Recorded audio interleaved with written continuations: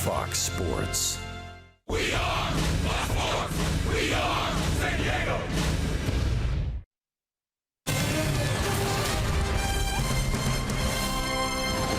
Padres and the Pirates played some long ball last night at PNC Park.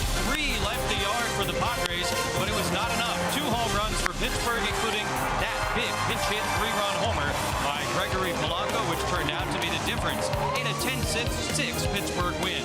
That was game 1 of a 3-game series. This is game 2. Polanco in the starting lineup tonight. You see very good numbers against the Padres in his career, including that 3-run home run in last night's game. For the Padres, Carlos Asuaje, an excellent last couple of weeks, continuing to get it done, both at the plate and on the field at second base. Welcome back to PNC Park with Mark Grant. I'm Jesse Agler. So glad you're with us on this Saturday evening. Padres will try and bounce back from that slugfest last night, and they're going to throw Dinelson Lamet out there. He was outstanding in his last start, which just happened to be against these Pirates. On the flip side, though, the guy starting for Pittsburgh today, Garrett Cole, he also faced the Padres in his last start on Sunday, and he was outstanding. Really good matchup. The youngster Lamet looking for his 6th victory.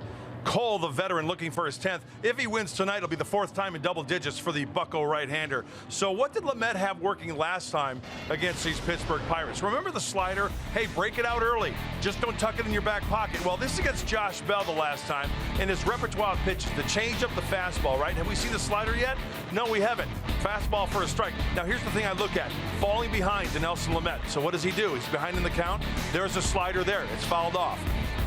Have confidence in it. Even though it's a hanging slider, he still goes to it with confidence. He gets the strikeout for Josh Bell. I think that's what's going to separate Dinelson Lamet to being a guy in the league. That guy's going to go, whoa, this guy's got some nasty stuff any point in the count. They love his sliders, so Lamet beat the Pirates last weekend. Cole beat the Padres, and when we come back, it's go time at PNC Park. More specifically, Margot time. Manuel will lead off against Garrett Cole. It's game 2 between the Padres and the Pirates on Fox Sports San Diego.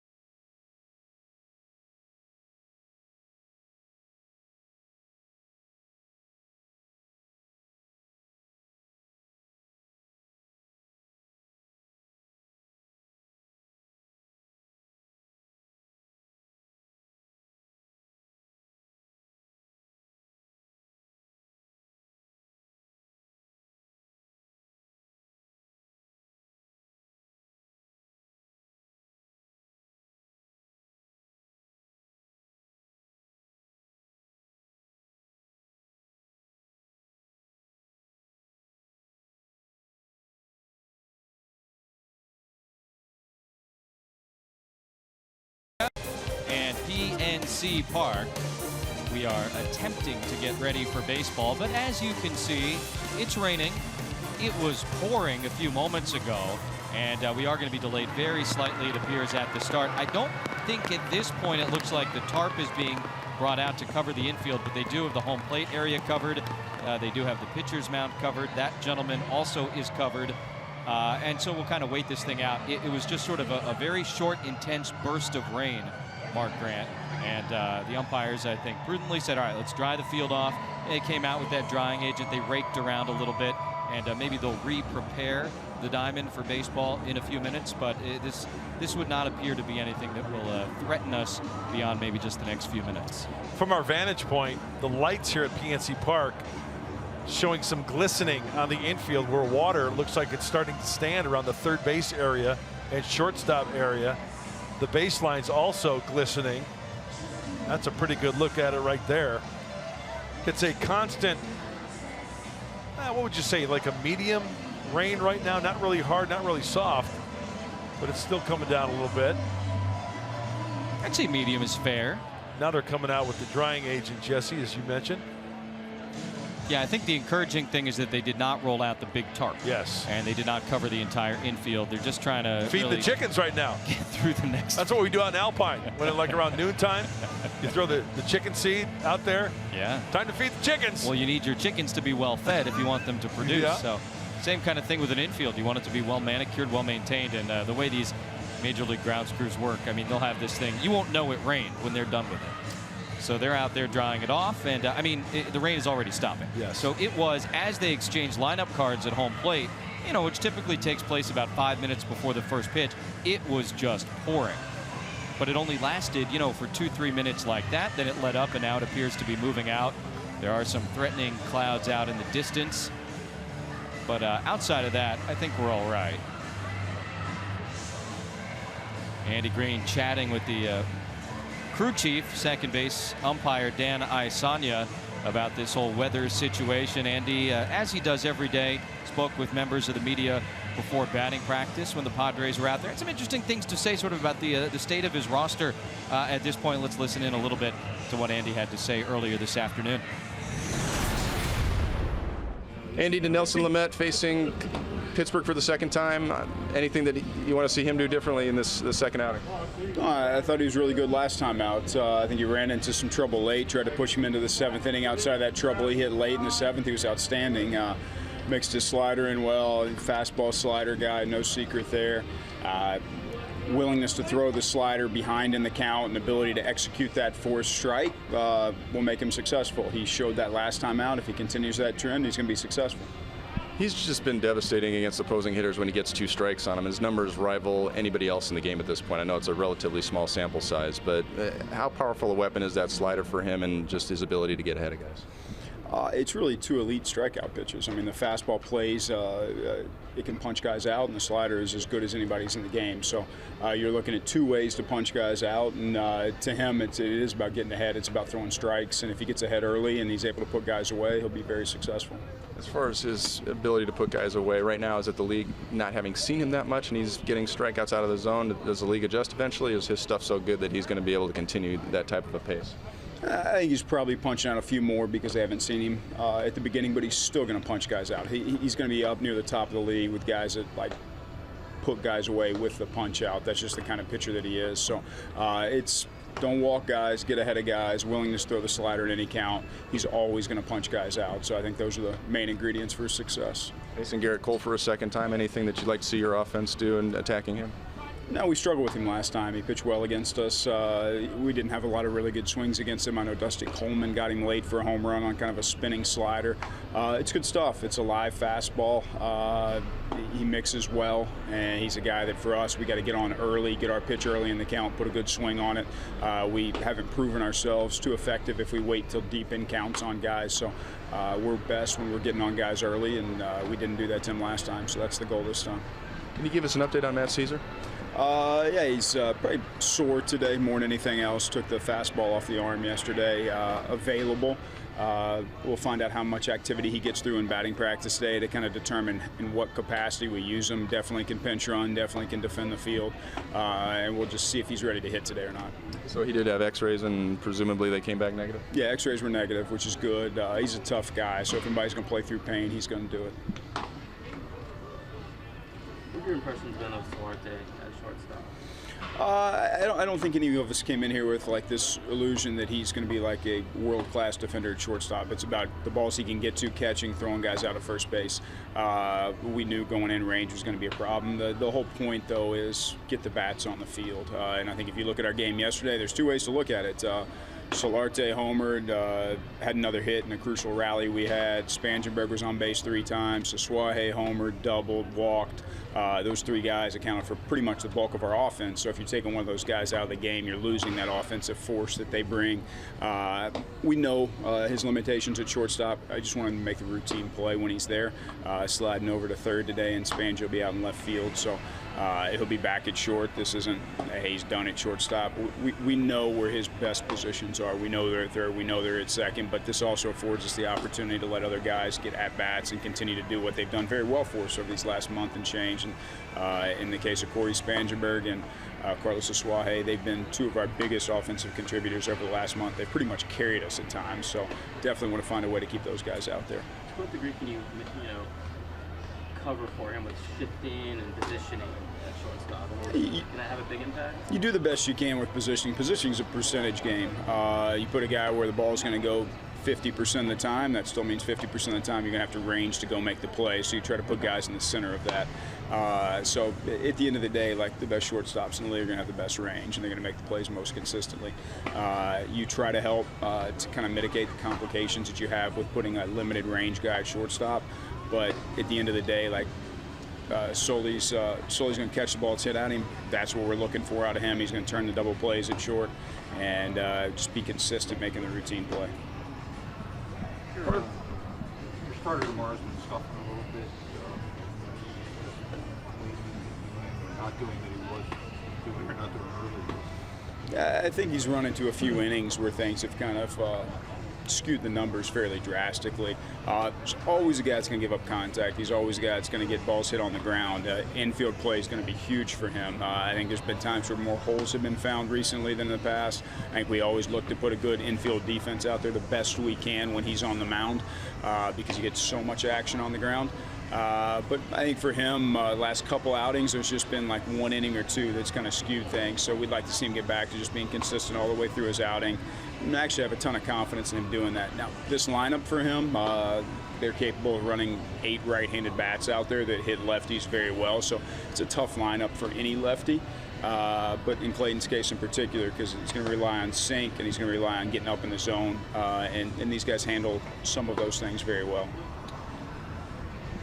I realize Cordova's cooled off a little bit here lately, but considering the jump he's made all the way from rookie ball to big leagues, what do you thought about how he's done? I think there's been stretches where he's been outstanding. His outfield play is really, really good. His breaks on balls are great. He plays the game with energy and passion. There's a lot to learn at shortstop, and there's a lot to learn with the bat in the hands. I think for a stretch there, he was getting more hits than I think anybody in baseball expected him to get. The league's made some adjustments to him, which is always the case. And I mean, the high likelihood of him is like staying with us through the remainder of this baseball season and hopefully playing winter ball somewhere. And after he plays winter ball, fighting for a spot on the major league club. But strong likelihood he ends up back in the minor leagues, fighting his way back up and learning kind of the fine details of playing all kinds of different positions, shortstop in particular if he's capable of that. But right now he's here and he presents a very versatile piece for us off the bench, and he's done a really nice job. Is it, I mean, I know the risk of jumping a kid that high is maybe he loses his confidence, but if he was, and I, looking from outside, you're not seeing your game, he hasn't done good. Is that a fair assessment? Yeah, I think that's fair for him and Luis Torrens. I think they both have the confidence and the knowledge they can play here. They've both seen stretches where they've done very, very well at the major league level. So I think there's confidence from a staff perspective, from a front office perspective, that both Alan and Luis can be successful in the long run. They're also aware of areas they got to work on. But I've been, at the end of the day, pleased with how he's competed here at the major league level, and there's been games where he's really helped us win baseball games, and the same goes for Luis Tren. So they've been, pleasant surprises in that regard. You think teams might look at what you guys have done with Rule 5, maybe think it's not so crazy, take a guy and try to challenge them and see if you can keep him? It's up to each front office to decide. I know a lot of baseball thought we were kind of going about it a completely different way when we chose to take guys straight out of rookie ball, but I think you see his physical tool set, and you can see him playing in the big leagues for a long time, and that's kind of the whole purpose of the Rule 5, is to give a guy that wasn't presented opportunity in one organization a real opportunity with another organization. Whether other teams choose to do that, completely up to them. Most teams I think are inclined to take the guys who are in AAA, close to the big leagues, close to impacting, and have fought their way through the system. We went with probably some higher upside guys than those guys, and time will tell how well that plays out for us. With Manny continuing to play well, hitting that home run in the 7th, is like the next step for him, like maybe learning how to handle like pitchers' adjustments to him on the mound coming up? I think Manny does a great job of just grinding out every AB. He doesn't get too high, doesn't get too low. He just shows up every day and plays baseball. That type of demeanor will be successful in the long run. So he's going to take his lumps at times, and he's going to hit them back at times. I feel good about what he's doing right now. I think there's obviously areas for improvement, but feel good about how he's played. How do you feel about his development as a base runner? I think there's more in there from a stolen base perspective, the confidence to pull the trigger and to run when he's got the green light. I mean, that basically comes down to him, how well he's studied, how well he's prepared, how well he knows the pitcher, how well he knows the situation. Those kind of things, I think he's got room for growth on. He obviously flies, but I think the base stealing numbers, I think he's got 11 bags, 6 caught right now, if I'm not mistaken. He's better than that, and in the long run, he will be better than that. Did he errs on the side of caution more often than not? It doesn't seem like he's recklessly going after them. No, he's not. He's not running just to rack up numbers. There's nothing in Manny that's selfish that way, that just cares about how many bags he has at the end of the year. He's seeing that there's layers of complexity of stealing bases at the big league level that, like, if you actually uncover those layers, it's an easier thing to do. But when you start doing it at the beginning, the mind has to get involved, and that makes it harder to pull the trigger sometimes, because probably his entire life up till this year, it's just been like, hey, stand on first base, run the second, outrun the baseball. That works up to a certain point. And then if you want to be elite, you have to incorporate the mind to be great at it. And there's flashes of him doing that, and there's flashes of some hesitation in using that new information. Hey, you're talking about Solarte at shortstop, a tough decision with Jankowski the other day. You talk about the Rule 5 guys getting the job done. Is one of the themes also this season turning into seizing the moment, guys making the most of the opportunities that they're being given? I think it's fair. I think in Corey Spangenberg's case, he started the year in AAA because Ryan Schimpf had a great year last year and kind of outplayed him coming in, and he didn't necessarily take that kindly. He wanted to prove to people he was an everyday big league baseball player. He got back up here, kind of waited for his opportunity. Now he has it. He's seizing it. Same goes for Carlos Asuaje right now. He's running with opportunity, and you want to see more guys do that. You see it with Jose Pirela with a bat in his hands. He's seizing that opportunity. So we're excited with, in those 3 cases, guys that we sent to the minor leagues who handled it correctly and came back to the big leagues and have run with opportunity. As far as the minor leagues go, recently ranked one of the top 5 in baseball right now. Your thoughts on some of the young talent that's on the way? Yeah, I'm excited about seeing it. I think most publications would say the bulk of our talent is A-ball level and down. Probably a fair assumption or a fair assertion. There are some guys at the upper levels we're very intrigued by, but there's a couple of them here right now that started the year in the minor leagues or as prospects or as rookies. We got enough youth up here that there's enough growth ahead of us here at this level that we can wait for some of those lower level guys. But I think we're excited about what some guys have done, and excited about some of the guys that are injured that are going to take some time to get back and get going again for us. One last one. We're talking about iconic home runs. Bill Mazeroski here in Pittsburgh. Any memorable, iconic home runs that sort of stand out to you? Yeah, one jumps off the page to me because I was at the game, and I don't know how iconic it was in the course of changing a season or anything, but it was the furthest home run my bench coach ever hit, and I was watching as a fan off of a former teammate that I was eventually going to have in Randy Johnson. So I was at the Kingdome the night Mac hit the ball through the roof off of Randy, and I think Randy punched out 20 that day, and Mac hit 500-foot home runs. I still can see that ball going through the roof, so that's about as iconic as I can go, but since it's my bench coach, I can brag on him for a while. All right, that was Andy Green before the game. Today we're in a little bit of a rain delay here at PNC Park. They are getting the field ready to go for baseball. Shouldn't be too long before Garrett Cole is throwing a pitch to Manuel Margot, and that's what we're all waiting on right now. Second game of this 3-game series with Mark Grant. I'm Jesse Agler, and you hear Andy there asked about the farm system and the prospects and everybody who's not only on the way, but also some guys that are here. And I think that's an important thing when you discuss the young talent that the Padres have. And you're right, it's something you take the glasses off for. There are talented and exciting young guys here at this level right now. It's part of the, I want to say, luxury that the Padres have with the abundance of young talent learning at the big league level. And he makes a good point.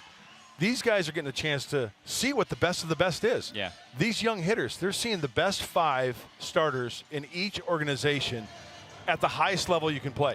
Now, whether they go back to AA next year, AAA, hey, that's going to be all sorted out in the offseason and during the spring training next year.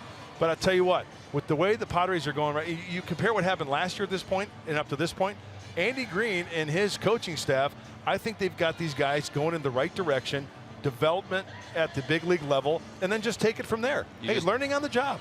You just saw the Rule 5 catcher there, Luis Torrens, walking with Dinelson Lamet, one of 3 Rule 5 players that the Padres have carried this year. And you heard Andy asked about that a few moments ago. The Padres, without question, this season, and going back to last year with Perdomo as well, take a different approach, I think, than most major league teams do with the Rule 5 draft. As Andy said, a lot of times, teams are looking at a AAA guy who may have fallen off a 40-man roster, having that opportunity to bring him in because he's close to the big league level. The Padres are saying, we don't really care what level he played at last year. We think he's got a high ceiling. We're rebuilding, and we'll see what he can do. And talk about the great experience that these guys get. As you said, facing the top pitchers or the top hitters, whatever it is, for a guy like Miguel Diaz, who we do expect to see before this season is over again, for a guy like Torrens, and last year for Luis Perdomo and Al Cordoba as well this season. What I think about, and I have to remind myself, Jesse, every day when I see these Rule 5 guys, first and foremost, you look at teams in the past that have had 3 Rule 5 guys.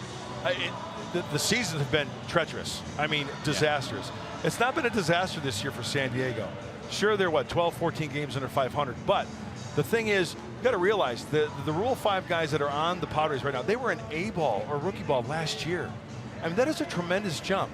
And to see what they're doing at this level, and sure, there's probably more peaks than valleys. Sure. And there's been a lot of times when there's been very successful, but that's going to help players like Luis Torrens and the other Rule 5 players on this team. It can only get better for them. It's a really fascinating thing, and not to get too far out of my lane here, but I predict in the next few years you're going to see a few more teams use the Rule 5 draft the way the Padres have the last couple of years. I think they're kind of starting to set a little bit of a trend here. It just makes sense. If you're going to do a teardown and a build the way that we've seen the Astros and the Cubs and the Padres doing, it would almost be silly not to use the Rule 5 draft in this way. Not to say that every year there's going to be players available to you that you think can do this, but it is different than what anybody else has ever done, and I find it to be a little fascinating part of the baseball roster construction. I think when you look at expectation of this team, what it was in the spring training and what they've done now, I mean, sure, there's not going to be any playoffs this year. That's granted. But what we're seeing is the future developing here at the big league level. And, hey, is it going to be next year? Is it going to be 2, 3 years from now? Regardless what it is, 2, 3, 4, whatever, we're seeing some players that have a chance to pay some dividends for a long, long time at the big league level. All right, so you've got the Rule 5 guys. You've got the super young guys. And, again, I think it's important. Don't forget about a Hunter Renfroe and a Carlos Asuaje and a Manuel Margot, guys that were leading the Pacific Coast League all over the place last season as the El Paso Chihuahuas, the Padres AAA team, won the Pacific Coast League in 2016. They get up to the major league level this year. Renfroe won National League Player of the Week at the end of September last year. Manuel Margot is the reigning National League Player of the Week. And Carlos Asuaje right there has really turned into a very reliable and steady contributor on the right side of the infield. It isn't only guys in the minor leagues to get excited about. When you look at the success of the minor leaguers and what they've done, I know there are going to be people out there that say, oh, but you know what, it was AA. Hey, it was AAA. But you know what, though? Wouldn't you rather have it winning in the minor leagues and coming up here rather than just stinking it up in the minor leagues and say, okay, you know what, we need to fill this role. Let's call Joe Schmo up, even though he doesn't have the talent like these guys have. My point is, have them win in the minor leagues, come up here. Yeah, they're going to take their lumps. And you mentioned it. The Astros did it. The Cubs did it. There are a number of teams throughout the course of history that have done it. It's just a patient type wait and see situation. little bit of a leadership challenge, certainly, I'm sure, at times for the manager, Andy Green. It's a different situation than most have, but he obviously has shown himself to fully understand and I think embrace the situation as well. Andy Green knows exactly what's going on, okay? He realizes the hand he's dealt and to work with. And here's what I admire about Andy. And you know it as well as anybody, Jesse. When what's that? The beard? The beard. Oh, the beard it's like he's an icon.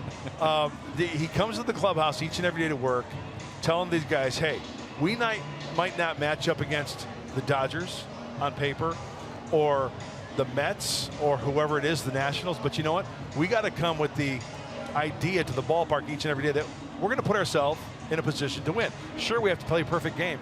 We've got to play defense. We've got to hit timely. We've got to have good pitching. But when you have that attitude each and every day, at least you're going in with the right attitude. We are waiting out a brief rain delay here at the start of this game at Pittsburgh. And Yanhervis Solarte, unsurprisingly, entertaining the troops down in the dugout. But we were just about ready to go right before the scheduled 7:05 time for first pitch here, and there was just a massive downpour. It didn't last more than a few minutes long, but it did put some water onto the infield, and so the Pittsburgh ground crew is working on that. And I mean, this was as they came out to exchange the lineup cards. I mean, it began at this moment.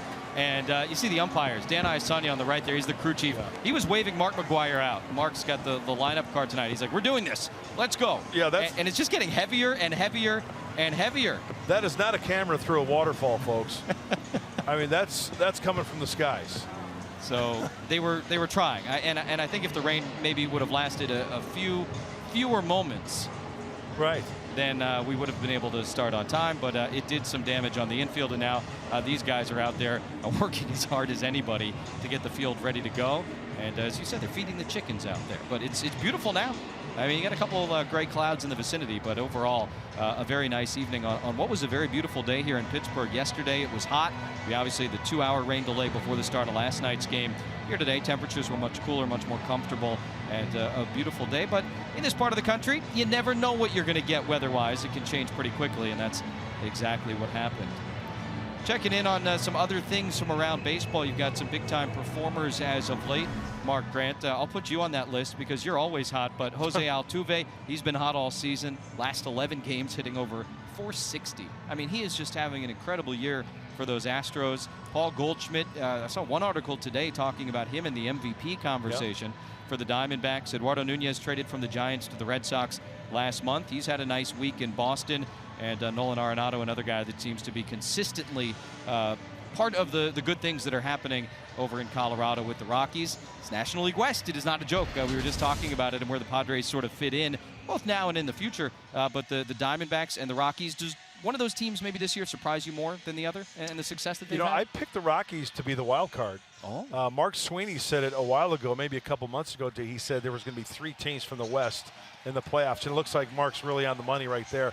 But when you look at those players right there, there wasn't one pitcher in there, right? These are guys that can help you each and every day in the lineup to try to capture the flag at the end of the season. Yeah, as you mentioned, the National League wild card right now, those 2 teams, Arizona and Colorado. I love this cliche this time of year. If the season ended today, what would happen? They would be the playoff teams. In the wild card, they would go head-to-head in a 1-game playoff to advance to the National League Division Series. All right, the Pirates have taken the field. We told you it wouldn't be too long. And the weather report is brought to you by your always sunny San Diego Honda dealers. Like we said, it's a beautiful night, 71 degrees here in western Pennsylvania. The rain has left, and we're going to play some baseball and hopefully uninterrupted baseball for the next couple of hours with Mark Grant, Bob Scanlon, our entire hardworking Fox Sports San Diego crew. I'm Jesse Agler. You got to be careful in that dugout, though. It's slippery when wet. Cuidado, piso mojado. So in Game 2 of this series, the Padres lineup is brought to you by Toyota. Manuel Margot, of course, will lead off. Asuaje batting second. Corey Spangenberg in the outfield tonight as Jose Pirela gets a night off. Yanhervis Solarte slides over to the more familiar, at least from the past, third base. Will Myers batting 5th again. Hector Sanchez catching Dinelson Lamet for the 2nd consecutive start. Last weekend against the Pirates, Lamet had great success, so why switch those things up? And you get a look at Garrett Cole. He's 9-7 with a 3.97 ERA, and we saw him look very good on Sunday at Petco. Very aggressive in the zone, no doubt about that, and he's got ace stuff. He should be one of those guys, along with Ivan Nova, to a nice 1-2 punch four-seamer, two-seamer. And remember what he did last time, Jesse? He was like low 90s with the fastball, and then he reached back when he needed, touched 97, 98 on the fastball. Yeah, he's got a little bit extra there when he needs it. Defensively for the Pirates in back of Garrett Cole. A couple of changes from last night. You take a look there at Adam Frazier. He's at second base today, and he's played all over the diamond for them. Francisco Cervelli, a second consecutive start behind the plate. You see with Frazier at second, Josh Harrison slides over to third base, and he's a guy that can play in a bunch of different places for them defensively. Keys to the game are brought to you by your San Diego Honda dealers. And so with Garrett Cole on the mound, what would you like to see tonight, Mark Grant? Well, Jesse's keys looks like this. End Cole's good run. He's put together a nice run with each of the like 7 or 8 starts he's had. His last 9 decisions, he's 7-2. Nice. In the month of July, he was 3-0 with a 2.25 earned run average. And the bullpen to bounce back, please. Hey, last night was a blip on the radar. Hey, a fluke, if you will, with the way that this bullpen has been throwing consistently. So turn it around for the guys in the pen. All right, it is now 7:30 here. We were supposed to play at 7:05. My advanced mathematical skills tell me that's a 25-minute rain delay here at the start. Not too bad, particularly when you consider we waited over 2 hours to start last night's game. Garrett Cole is set. Manuel Margot is set. And away we go on a Saturday evening in Pittsburgh, Pennsylvania. And strike one to Manuel. So you said it. Cole will live, you know, low mid 90s, but he can hump it up there every once in a while when he needs to. And almost an Andrew Kashner-like repertoire, if you think about it. I like it. And I think I made that reference last time he was on the hill. This is Bell. Margot pops out and one away. Yeah, you look at his delivery, you look at his stuff. Andrew Kashner's got the four-seamer, the two-seamer, the slider, the changeup. I think Garrett Cole falls into that category. A couple of good, hard-throwing young right-handers. Here's Aswahe, and listening to Andy before the game, it did sound like the plan against Garrett Cole is to attack early. If you get your pitch early in the count, go for it. Yep. They're not going out there tonight to try and work the count all evening and run the pitch count up. They've got something in mind, and if they get it, they're going to go for it. And you know, I think a lot of times as fans we maybe think about a team having an approach with that sort of thing that they just sort of always use. Yep. For the Padres, it's very game to game, starter to starter. Another pop-up, though, this time shallow center field. McCutchen waits on it. Eventually it comes down. He makes the catch. And 2 pop-outs for Garrett Cole here in the top half of inning number 1. So Aswahe, who homered last night, one of the 3 that the Padres had, is retired. And the bases are empty for the number 3 hitter, left fielder Corey Spangenberg, just his 13th start of the season out in left field.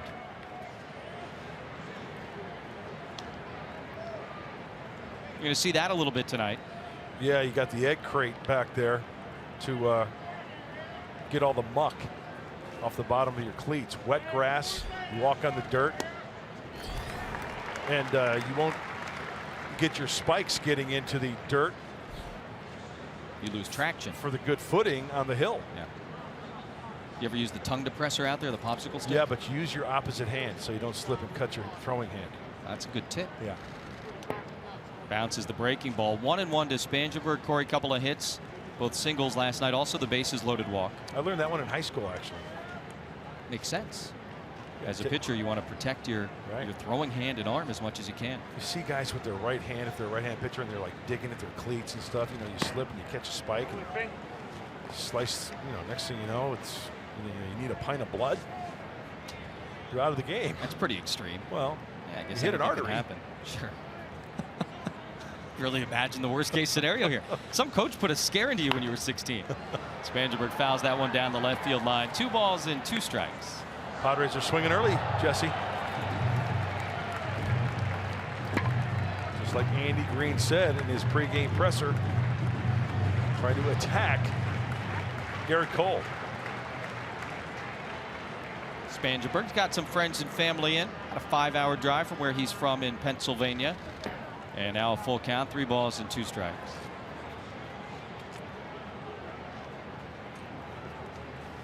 Cole, an all-star in 2015, went 19-8 that year with a 2.60 ERA. Number 1 overall pick by the Pirates back in 2011 out of the University of California, Los Angeles. He a Bruin, and Spangenberg, who had the bases loaded walk last night, draws a 2-out walk here in the first. And so Garrett Cole, who walked only 2 in 7 innings at Petco last Sunday. Walked somebody here in the first inning tonight. Yeah, very few walks this year. That's his 34th walk in 130. Do my math. It's like 134 plus innings. The points really throw me. Effective curveball, only 130 points batting average. His weakness, doesn't throw changeups for strikes, and the rest of his toolbox there: curveball, slider, changeup. A little bit of everything. Right. A mixed bag. There's Solarte, switch hitter from the left side, and the fastball is away. So what got you on the math? The points you said? Well, starting this game, 133 2/3. So then I got it. So then you added 2/3 of an inning. Right. So that would be 134 1/3, right? Yeah. Sorry about it. Sharp as a bowling ball. Round like one too. Solarte pops it up, but Fallon out of play. Each of the 2 outs here in the top of the first inning have been pop-ups off the bats of Manuel Margot and Carlos Asuaje. Now Harris started at shortstop last night, had the 6th inning home run, finished 2 for 5, and now just his 3rd start of this season at third base. It's kind of odd to say that and think that when we saw him there so frequently in 2015 and 2016. Lays off the breaking ball. Lance Barksdale agrees, and now 2-1.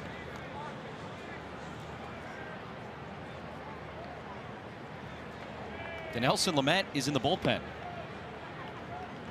Maybe that's where he took cover during the rain delay. Yeah. Things go really well for him tonight. That's going to become like a thing, right? You believe it. He's always going to sit there until it's time to take the field. And you know, situations like that, pitchers, I can only speak for myself, but I wanted to get out there. Yeah. I want the game to start on time. You've got your routine. I really dislike sitting around waiting. Well, that word routine is the key thing there, right? I mean, everybody sort of has what they go through in the bullpen. You walk in, you sit in the dugout, you take your drink of water, whatever it might be. And you're right, that is disrupted. This is a ground ball. It's going to get through the right side for a base hit. Spangenberg on the muddy track going to go first to third. And the Padres with runners on the corners, 2 outs here in the first inning. But you know what? I think about Lamet, and I think about his major league debut. It was in New York against the Mets, and it was supposed to rain that night. And the Mets bumped Jacob deGrom off that start because they didn't want to have to stop and start with deGrom on the mound. And Lamet making his big league debut in New York, you know, against a pretty good team. And the whole rain situation, it didn't bother him at all. He was outstanding. And that's the way he looks on the mound, too. Nothing phases him. And he has proven in the short time that he's been here that, you know, if he makes a mistake, he could bounce back with a quick out here, a quick out there to get out of an inning. That does not look like a guy concerned about his routine being broken. Very confident. He and Stammen are having a sip of water together, taking in a ball game. Seeing if Will Myers can give the Padres a lead here in the first inning. And a fastball strike, nothing, and 1 to Will. 0 for 3 in last night's game, but he did draw a couple of walks. He is the team leader in walks drawn. Free passes received, whichever. Runners on the corners, 2 outs, and that one hit him.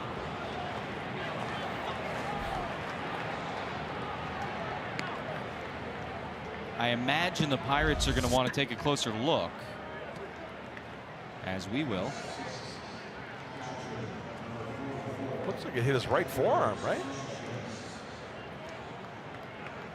Underneath. There. Yep. Matt Caesar left last night's game after being hit on the wrist or the arm. Andy Green said he's available maybe to pinch run, play defense. Not sure about hitting. See how he feels as the night goes. Left forearm, I stand corrected. Yeah, that one's going to be uncomfortable. Yeah. So bases loaded, 2 outs for Hector Sanchez. Pinch hitted last night's game and up in a big spot here early on against Garrett Cole. Breaking ball is outside, 1-0.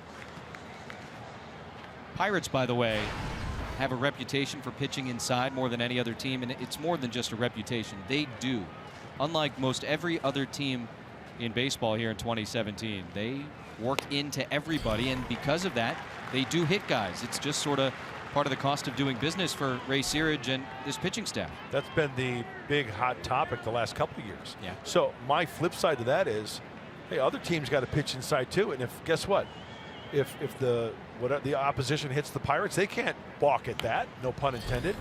They can't gripe at that because their guys are doing it. Man, last weekend, I mean, a handful of guys were hit by pitches in the series between these two teams. And there's Ray Searage, the former left-hander. Well, he's still a left-hander. But it's not meaning you're hitting guys with intent. You're just throwing in off the plate, and guys are diving, and then they're getting it on the elbow, they're getting it on the shoulder or the knee or whatever. Josh Harrison gets hit about as much as anybody in baseball the last couple of years. No hit batter there. That's a 97-mile-per-hour heater down the middle. Padres leave them loaded in the first.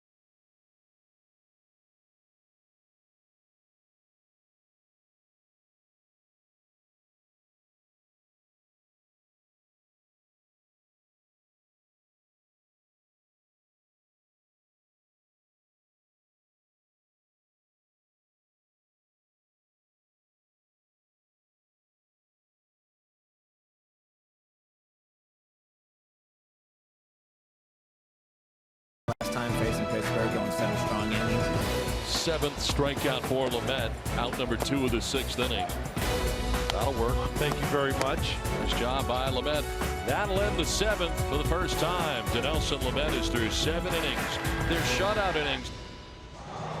25-year-old right-hander out there going to make his 12th big league start, his first at PNC Park. Scoreless game as we go to the bottom of the first inning. And the Pirates lineup is brought to you by Hyundai. Starling Marte leads it off. Frazier and McCutcheon to follow here in the first. And the rest of it, Bell, Harrison, Polanco, Cervelli, Mercer, and the pitcher, Garrett Cole. So the Pirates coming at Dinelson Lamet with pretty much the same look, with just a couple of minor changes from yesterday. And the scouting report on the young right-hander mark. Yeah, the Dominican-born righty is making his 12th start. He's got the +3 pitch mix, the fastball, the slider, and the changeup. And as Bob Scanlon said before the game, talking with Andy Green, get to 2 strikes quickly because he can put some hitters away. Padres defense brought to you by Lincoln. See Spangenberg in left field. Has never committed an error out there. Marte faced Lamet 3 times last Saturday night at Petco, and all 3 times he struck out. And Dinelson gets right ahead of him with a 94-mile-per-hour fastball. Nothing in 1. That's a tough night in the big leagues. 3 punchies. It happens, particularly against a strikeout pitcher. And I think early on here in his career, it's fair to say, based on the numbers and everything else we've seen, including that slider, this guy is a strikeout pitcher. And what do you know? Quickly ahead 0-2. So now it's time to wipe him out. Does he do it with the fastball or the slider to Marte? You tell me, Mr. Pitcher.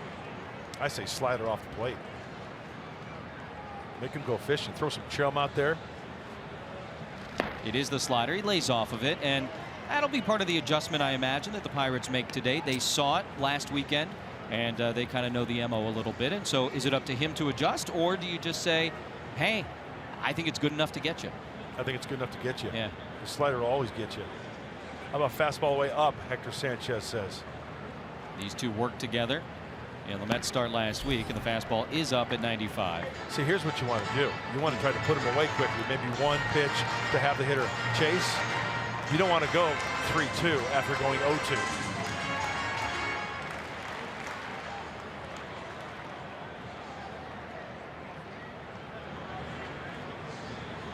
They go back to the fastball on 2-2, and it hit him. And I think it got Sanchez on the redirect.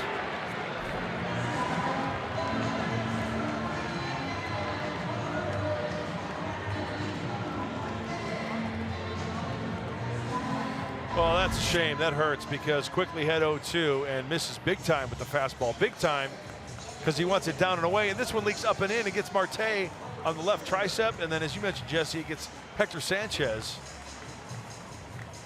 And now it's time out of the stretch. So right out of the chute. Marte at first base, certainly a stolen base threat. Adam Frazier getting the start at second base tonight, and he bats second. Swings at the first pitch, could be two. It is 4-6-3. Asuaje and Coleman get it to Myers, and hey, hit batter, no problem for Dinelson Lamet. That didn't take long at all. And Hunter Renfroe's college teammate Adam Frazier grounds into a twin killing here in the bottom of the first. I think that's a good game plan. Every inning, hit the first guy. Everybody else is scared, and then you get your ground ball and let the infielders work for you. 4-6-3. Who doesn't love a twin killing? You hit somebody in your major league debut, didn't you? I did. Ron Oster. How did the Reds react to that? And then Joe Price hit me. And then the bench is cleared. No punches were thrown, though. Here's McCutchen. Because I'm a lover, not a fighter. Okay, guys, come on. We're trying to play a big league ball game. Come on, let's all calm down. Major league debut. Yeah. So much for a nice, smooth welcome to the major leagues. McCutchen was held in check last night when you consider the overall offensive night. He was 1 for 5 with a single and a run scored. But he has hit in 5 straight. Hit 4 home runs last weekend.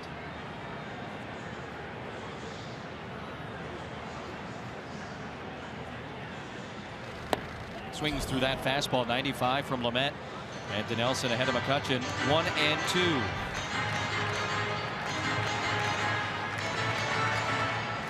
He's got a crew. And they got pretty good seats out there. You know what was great at Old Three Rivers? They had sections in the outfield. Everybody brought a sign. Remember how many signs there were out there? It's like Leland's Bucks play hardball. They even had one for the organist, Vince Lashide. The Cobra. They had the big Cobra thing for Dave Parker. Yeah. That was one of the things I really look forward to going to Three Rivers back in the day. Looks like they've all autographed the sign as well. A little bit outside with that fastball. Outside of that, this would be the superior facility, no? No question about it. Ain't no stopping us now. Hey, they come into play today, 4.5 games and back of the Cubs in the Central. Although the Cubs did beat the Nationals this afternoon at Wrigley, so it's now 5. And McCutchen swings and misses at a good slider. So after the leadoff batter gets hit by a pitch, Dinelson Lamet comes back, gets Frazier to ground it into the double play, and strikes out McCutchen. No score after 1.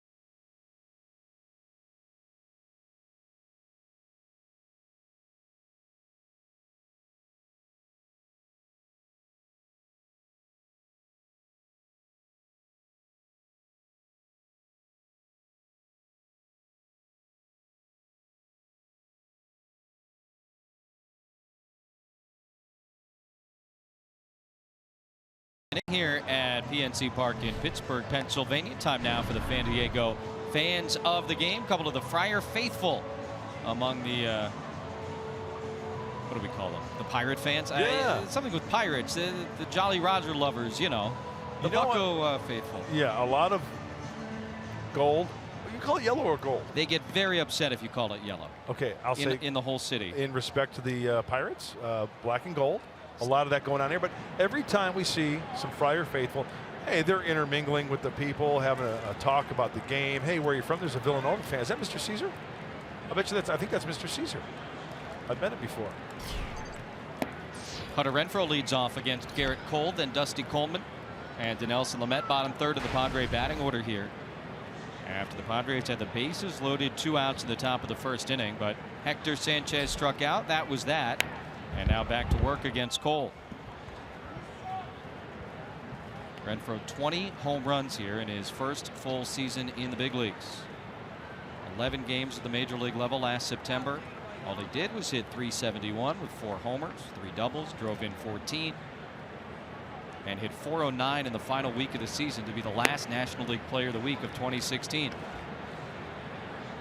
20 homers, 20 doubles, pretty much everything you could expect and hope for here in his first full major league season, and of course the great arm out in right field as well.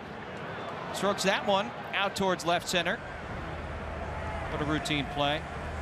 And Starling Marte makes the catch, and so up comes Dusty Coleman, the only Padre to break through last Sunday afternoon against Garrett Cole. That was his second major league home run. Not a cheapie either against a guy who had been throwing a shutout up to this point. No, he went down and got a fastball. And every ball I think that Dusty Coleman has struck, he's hit it really well. I remember his first big league knocked a double to the gap.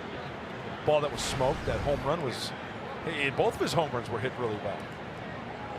9th major league game, 6th start this year. And a ground ball the other way for a base hit, and like you said, another hard hit ball from Dusty Coleman. Second hit of the night for the Padres against Garrett Cole. Solarte with a single in the first inning. Now Coleman here in the second. Once again, swinging early off of Garrett Cole. He wants it down and away. It leaks in. He fights it off at 95. Big hole on that right side. In between Bell and Frazier. And another hit for Dusty Coleman. Shocker. He's all over Garrett Cole. Now Lamet trying to pick up a sacrifice. Pulls it back to take a strike. Here in his major league debut season, he does not have a hit, but he does have 1 sacrifice.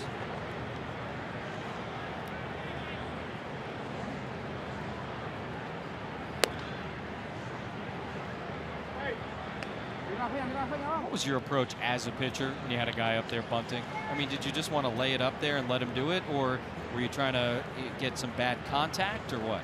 Depending on the pitcher, okay. Because if they could swing the bat, they could always pull the butcher boy. But generally speaking, if I knew it was a 100% sacrifice, I wanted to throw it right down the middle. I'd hop off the mound, try to cover the third base, whatever, first and second, whatever the situation was. My responsibility was to get it done early, and then cover as quickly as I can if that ball is bunted. Either which way, third base or first base. So now 2 strikes on Lamet.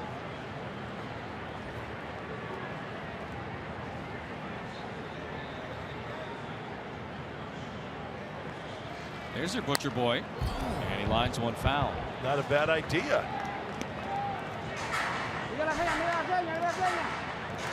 Like Gregory Polanco in right field is playing so shallow. How shallow is he? As Austin Hedges is putting on the mask, protecting himself in the Padre dugout because the late Shillelagh from Lamet. Bunting again, and it'll be a foul ball and a strikeout. So Lamet unable to get the sacrifice down. 2 outs, Coleman in first. Manuel Margot coming up. And it's time now for the tools of the trade, brought to you by Ram Trucks. Remember we talked about Manuel Margot in our pregame show about the pop? Well, look at the location of this pitch. This is a changeup. Pitch up in the zone. He stays on it enough to send it on its way down the left field line. Another pitch up off Joaquin Benoit last night. Oh yeah, kid's got some pop. He's the whole field. He is fun to watch. 4 for 8 in the last 2 games against the Pirates, including that home run against Ivan Nova. 2 hits last night, including that home run against Benoit. He's been really fun to watch at the top of the Padre batting order. Fouled out to the first baseman Bell his first time. He's 0 for 1. Coleman goes. Pitches outside. Cervelli's throw from his knees. Not in time. Boy, it is a muddy track out there, and Dusty Coleman looked like Scooby-Doo trying to take off from first base. The legs were going, and he wasn't getting anywhere, but manages to beat the throw from Cervelli. Go, go, go! Yeah. Hey, you know what? A really good throw from Cervelli from his knees. I mean, that is a P-Rod. The flash look and diving towards the outside part of the bag. Stay on the bag. Whoa, that was close.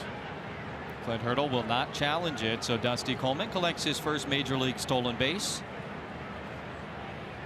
I don't know that he'll go and retrieve the bag after the game the way Jose Reyes did at Petco a few weeks ago when he stole his 500th, but a nice accomplishment nonetheless, and he's in scoring position for Margot.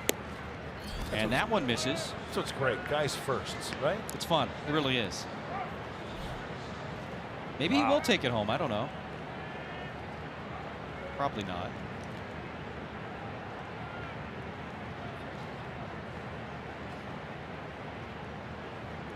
That's definitely one of the most fun parts about having a young team. On 3-0 into right field, and Polanco is there to make the catch. So Padres leave a man in scoring position. No score after 1.5.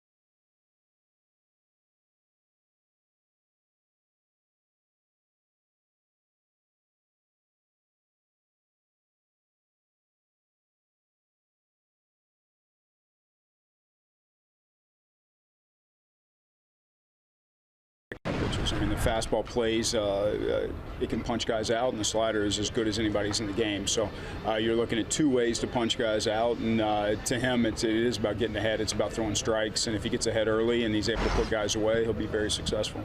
Andy Green talking about his right-hander, Dinelson Lamet. Here is the slider that he's talking about. Strike 3 to Andrew McCutchen. It starts off in the strike zone. You can see the depth on that pitch, and that is one of the reasons I think that this strikeout ratio is going to continue throughout his career. At the level that it is now, 11.7 strikeouts per 9, maybe not, but he's not a guy that only relies on guys chasing his pitches out of the zones, guys. He can throw his fastball for strike by guys, and he's got that nasty slider that he can throw for strike that he showed behind in the count as well. Good things ahead for Dinelson Lamet. Guys, back to you.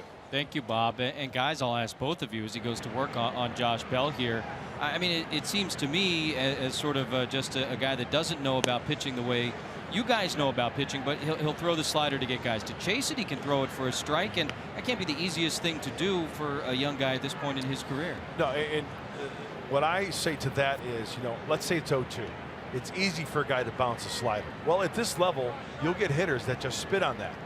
what Dinelson needs to do, and he's shown it tonight already, throw that slider that's enticing enough to the hitter to where it ends up 2 baseballs or so off the end of the plate, to where guys have to offer at it because it's close. It looks like a strike. Hey, the ones that he's going to bounce out for, no, these guys are going to just spin on that, and it's a wasted pitch. Bob Scanlon, what do you think about that? I agree with you 100%, Mud. And my question is, how much do you think he is still learning on a nightly basis just how much that slider is going to break? Because there are times, I think, where it even breaks more than he anticipates. I think he's still learning the pitch, and as he learns it, he will start to learn how to command it differently for a strike like you're talking about, and then that big sweeper out of the zone when he wants to. And I think we've already seen signs that he's starting to get that feel. Yeah, and Bob, you can comment on this as well, but you know, we've heard stories of guys that throw just a slider, right?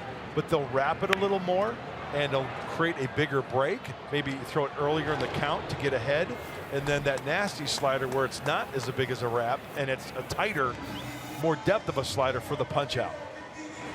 No question about it, and I think one of the great assets that he has with him right now is Jhoulys Chacín, who does exactly that, just what you were talking about. And so to be able to sit there for 4 days next to Jhoulys and talk to him about those types of things, I don't think there's any better veteran that he can learn from, because, Mud, as both you and I have experienced in our own careers, yes, we learn from our coaches, but oftentimes we learn just as much from our teammates. Yep. Well, he has been a lot of fun to watch since he made his big league debut at Citi Field earlier this year. Gets Bell. Now he goes to work on Harrison. There's Chacín. After the trade deadline, I think some people thought he would be wearing a different uniform. A.J. Preller asked about it, and he said, you never know what the offseason will look like, but he's certainly a guy we'd even like to have conversations with in terms of coming back next year, because he'll be a free agent, and you got to figure that that relationship that he's developing with Lamet and that sort of mentorship would be at least a small part of that, if not more. And to have the time he's spent with Chacín, can you imagine knowing that he's going to have him in the future as well, what that does for a kid? Harrison grounds that up the middle. Dusty Coleman makes the play, and 2 more quick outs for Lamet here in the second. And here comes Gregory Polanco. Quite a moment for him off the bench last night. Padres were leading, a couple of men on base, and then the Pirates were leading. He went splash into the Allegheny River, his first career pinch hit home run. It was a big one, 434 feet up over everything in right field. He set off the fireworks. He put the Pirates in front 7-6, and they would go on to the 10-6 victory in the first game of this series.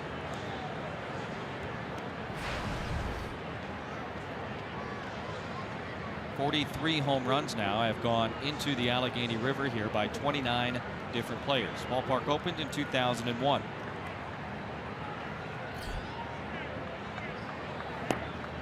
Good power matchup here. You know, a lot was said, I think, as we watched that at-bat from Polanco last night. Remember the first pitch of the at-bat, fastball in that he fouled into the glove? And it was almost like he was hunting the fastball in. Pitch here, pitch there, pitch here. Bang! Just waiting on it. Fastball in, and he turned on it.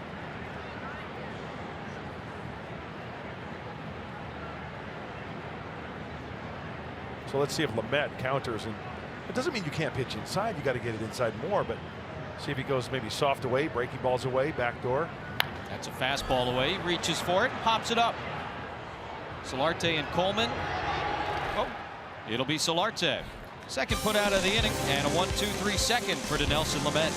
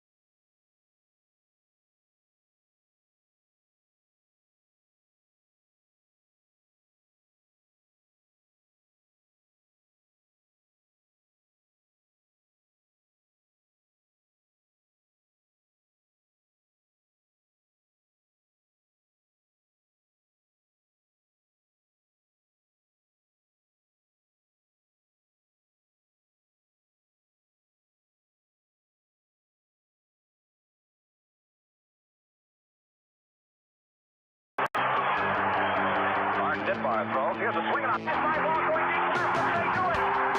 That's the ball goes down. It is home run. The Pirates win.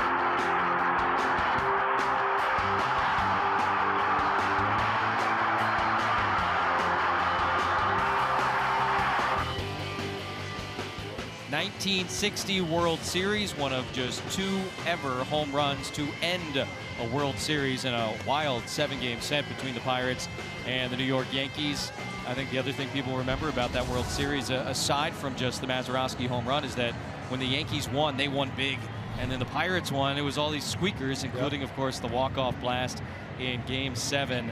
I mean, that does not happen very often. Forget World Series games. There haven't been that many postseason games to end with a home run, but it did in 1960, and they raised it all the way up here in Pittsburgh that year as he had a walk-off home run in Game 7 of the World Series. That is literally, when you're a kid in your backyard, all you pretend to do, and there he did it. One thing that sticks out on that clip we saw, the left fielder for the Yankees, Yogi Berra. Yeah. Good stuff. Forbes Field. Another pop-up.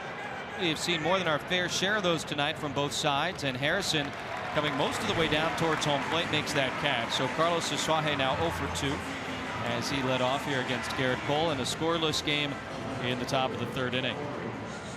We'll have some more of those iconic and memorable home runs throughout the night. We're gonna talk about the dingers this evening because chicks dig the long ball. Nothing like a big-time home run in crunch time in a big league ball game, I'll tell you that. Here's Corey Spangenberg. He goes after the first pitch from Cole, and now behind 0-1 after that foul ball. But here in Pittsburgh, that moment still among the biggest in their tremendous sports history.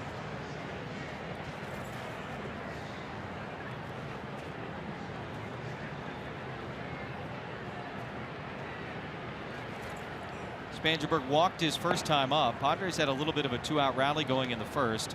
It started with Corey's free pass. Solarte then singled. Myers was hit by a pitch, and all of a sudden, after there had been 2 outs and nobody on, there were 2 outs and the bases were loaded.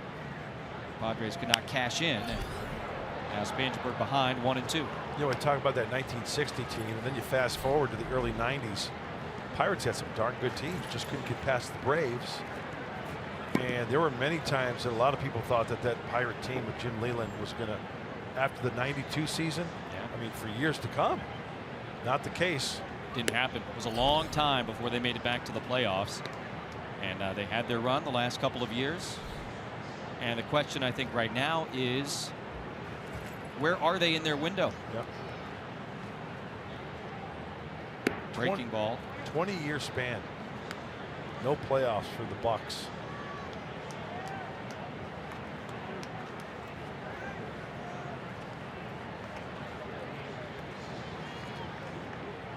Spangenberg drew the walk his first time up. Now the payoff pitch from Cole. It's in the air, foul down the line.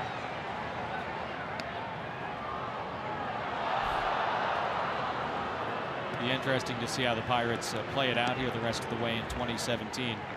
I think in the clubhouse they're very much going for it. And some of that, of course, will depend upon what happens with that team on the north side of Chicago and the Brewers as well. But Spangenberg draws a walk for the 2nd time. And so why are we talking about home runs? Well, here's one reason. It's on this date, 1999, the Padre bench coach against the Padres, Mark McGwire, his 500th career home run, August 5th, 1999, against Andy Ashby at Old Busch Stadium. Big Mac hiding behind Andy Green. I didn't know that was possible, but there he is. Remember that same night, Tony Gwynn was in search of his 3,000th hit. And it would come the next day. At the big in Montreal. Oui. August 6th, 1999. And you know what's great about that game is that the Cardinal faithful, Cardinal Nation, they were rooting for Tony to get that hit. They wanted to see history on both ends for their own guy, McGwire, which they saw, and Tony also to get number 3,000. Didn't happen, and there were Cardinal fans that were disappointed. Oh, I don't doubt that at all. You know, when you think about being able to tell somebody, hey, I was at the game when blank happened. Sure. Imagine being able to say I saw somebody's 500th home run and somebody's 3,000th career hit in the same night. I don't think you have to be a best fan of baseball to appreciate the history there. I remember I was in the clubhouse after that game, or it might have been the next day. No, it couldn't have been the next day because we went to Montreal. After the game, Mark McGwire sent over his batting gloves and autographed them for Andy Ashby and gave to Andy Ashby. Wow. Yeah. That's pretty cool. Neat guy to have around the club, Mark McGwire. Big, big baseball nut. Loves talking baseball.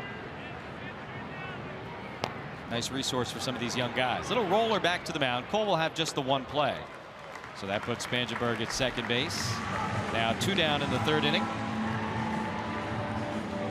And again, an opportunity for Will Myers.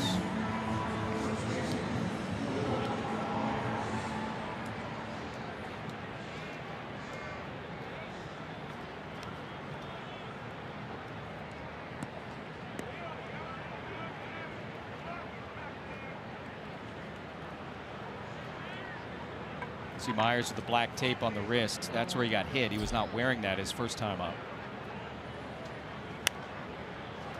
Pops it up. Out of play though. Bell and Cervelli were giving it a look. And here he was earlier. A little bit uncomfortable to take a Garrett Cole pitch off the arm.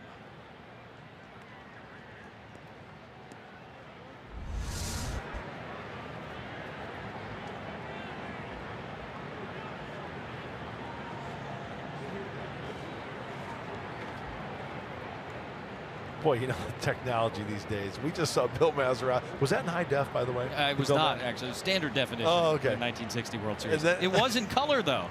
Technicolor, I think. I mean, what we have now, it's just amazing. Yeah, a little bit different technology than 1960. We can see the ball hit Will Myers and the muscle ripple. Yeah. As the seams of the baseball leave their mark and roll away. And you get a beautiful picture of a skyline. Fabulous. Crystal clear, high definition.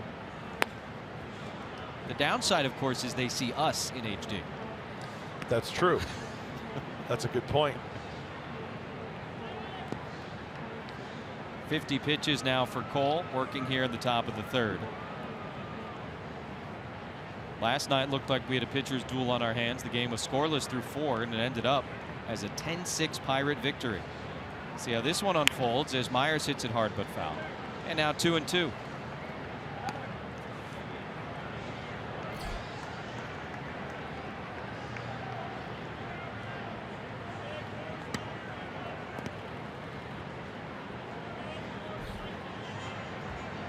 know, the grounds crew in between innings were doing some landscaping for Garrett Cole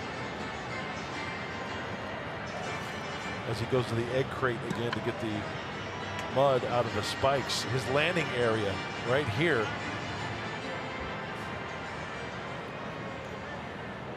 Where? This illustrator's not working. Right there, right there. Yeah. The dark spot. 2-2 to Myers with Spangenberg on second. The pitch is again foul. Where was it? I think it was right. No. Yeah. No. But the dark spot on the front of the mound, yeah. You can see where his foot is landing. Right. I think you got to right click. You try Control Alt Delete. Touching the screen is not working. Yeah. Hold down the power button.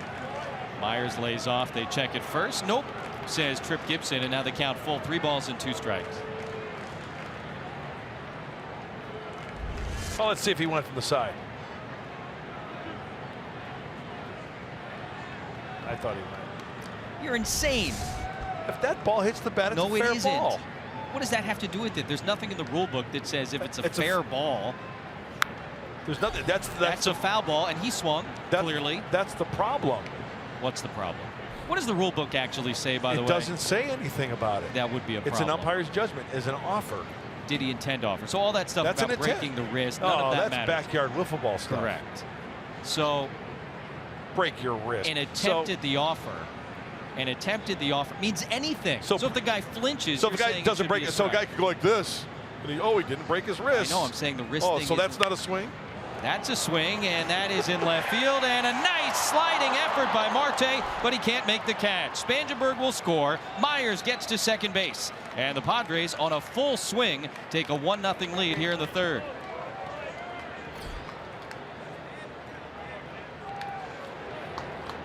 Good to see Will Myers get a double. Here's the effort by Marte. Hey, very catchable ball. I'm not saying it should have been caught, but that ball there off the bat of Will Myers, very, very catchable. And with 2 outs on the run, Corey Spangenberg gets the Padres on the board. So a walk and a double here in the third inning as the Padres break through. And now Hector Sanchez, who was up with the bases loaded and 2 outs in his first at bat, sends one in the air. Another pop up. Mercer calling for it. And the Pirates shortstop will make the catch to end the inning. But the Padres have a 1-0 lead against Garrett Cole.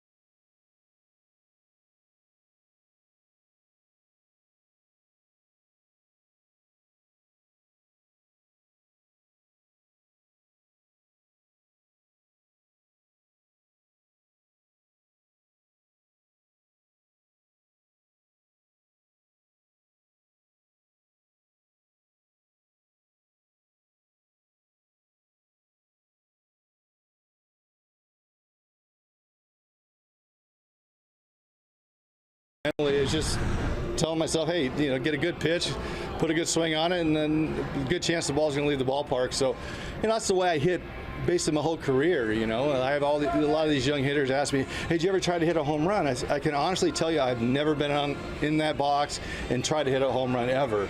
I just try to put the bat on the ball. I try to hit, and with something with my swing, a little lift to it, the ball left the ballpark ever since I was 10 years old. So it's just one of those things that God gave me.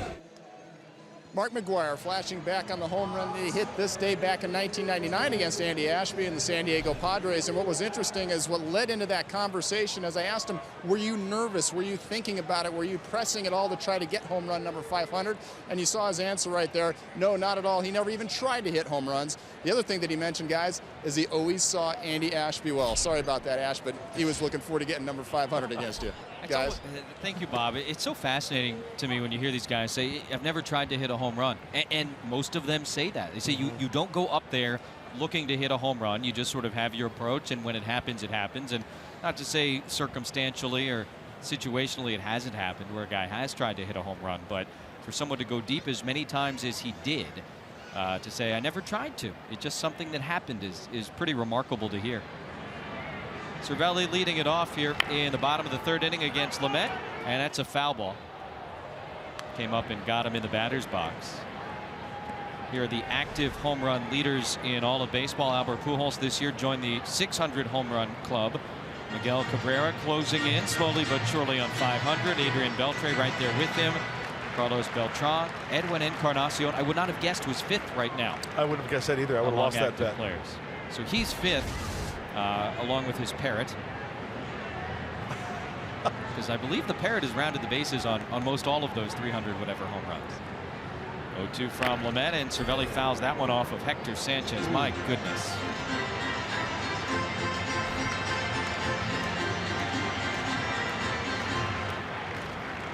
Hector has missed time this year with concussions. He has had more than his fair share, honestly, over the course of his career.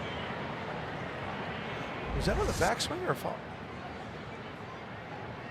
Oh, is the ball right off the left side? Wow.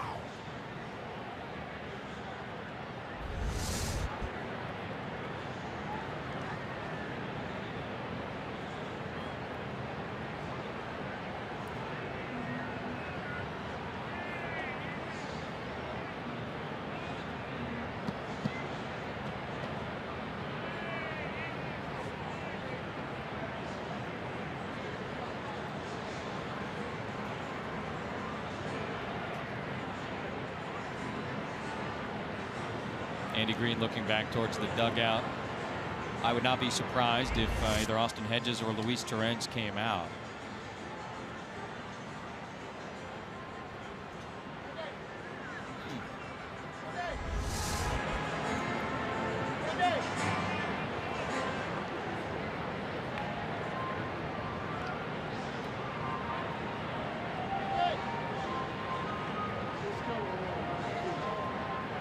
That's the head athletic trainer for the Padres, Mark Rogo, working with Hector.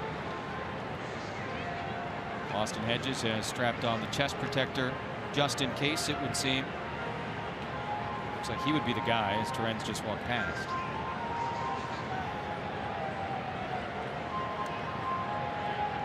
And I'm sure, Jesse, there's a checklist that the trainers know and go by protocol as far as putting guys through, do this, do that. How do you feel? How do you respond?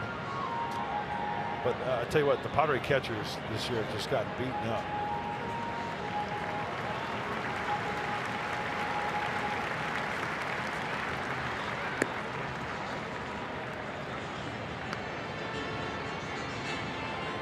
So Hector's going to stay in the game. And Cervelli, of course, a catcher himself. It's quite the fraternity, and you can see immediately after he fouled that ball off, he turned to Sanchez and just put his hands up on his shoulders, checking on him.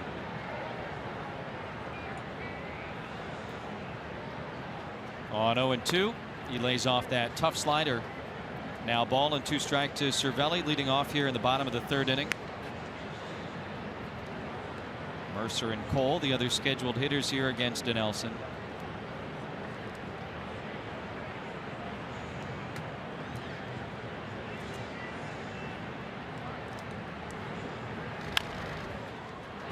Solarte waits for the nice friendly hop, makes the play. And out number 1 here in the 3rd. Time now for the Quicken Loans Rocket Arms, and it focuses on that gentleman. And specifically the right arm of Dinelson Lamet. You look at the rookie leaders in the National League for most strikeouts, and Lamet, remember, who didn't make his big league debut until May, late May, is up there with those 3 Rocky rookies. And Nick Pivetta, who we saw in Philadelphia before the All-Star break. Oh, he said it. He's got big-time strikeout stuff, and it began in that major league debut. What was it, 8 against the Mets right out of the chute? And my count, as I look at his ledger as far as games started, every start, with the exception of 1, he's had more strikeouts than innings pitched. I mean, he's equaled, 6 innings, 6 strikeouts. Right. But he's only had 1 outing where he's had fewer strikeouts than innings pitched. That's a pretty good formula. Yeah. I would say so. He's also, in that game against Milwaukee, had more strikeouts in a game than any other Padre pitcher this season. Punched out 12 in 6 innings. And according to my math, that's 2 an inning. That's what that would average out to, yes. Because 12 divided by 6 is 2. Is 2, yeah.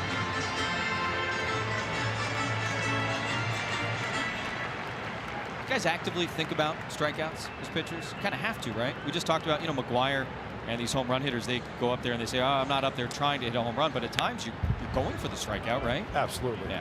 I mean, guys know their stuff, and they know if they're a strikeout pitcher. And like the home run being the big thing and being sexy, if you are blessed with a good arm and you've got that nasty stuff, yeah, you want the strikeout. And I think, you can't control if a hitter makes contact early in the count. And if you get an early out, hey, you just saved me 3 or 4 maybe pitches that I can use later on if I need that extra to get a punch out. Battling here with Jordy Mercer.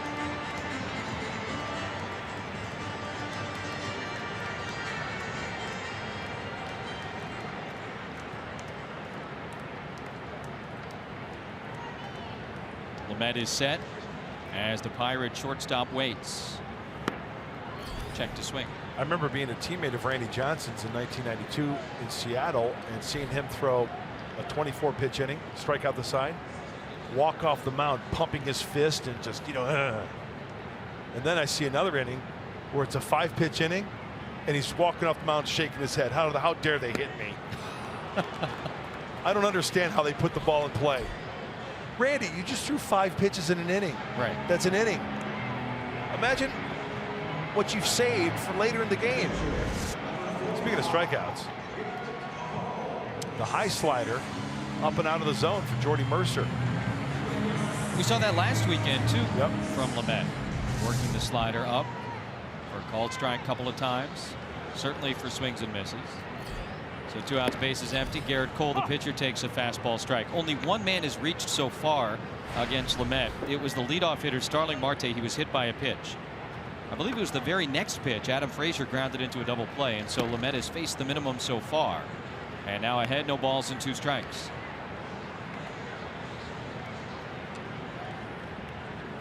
He did not allow a hit in his last start against the Pirates on Saturday until David Freese led off the 5th with a single.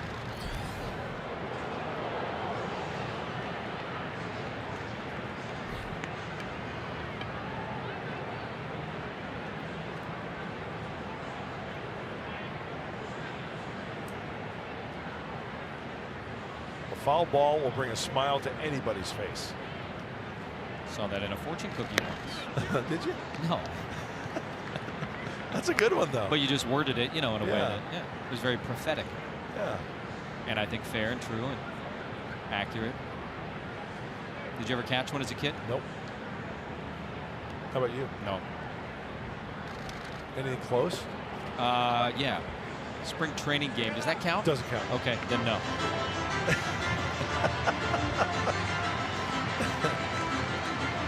You got better odds.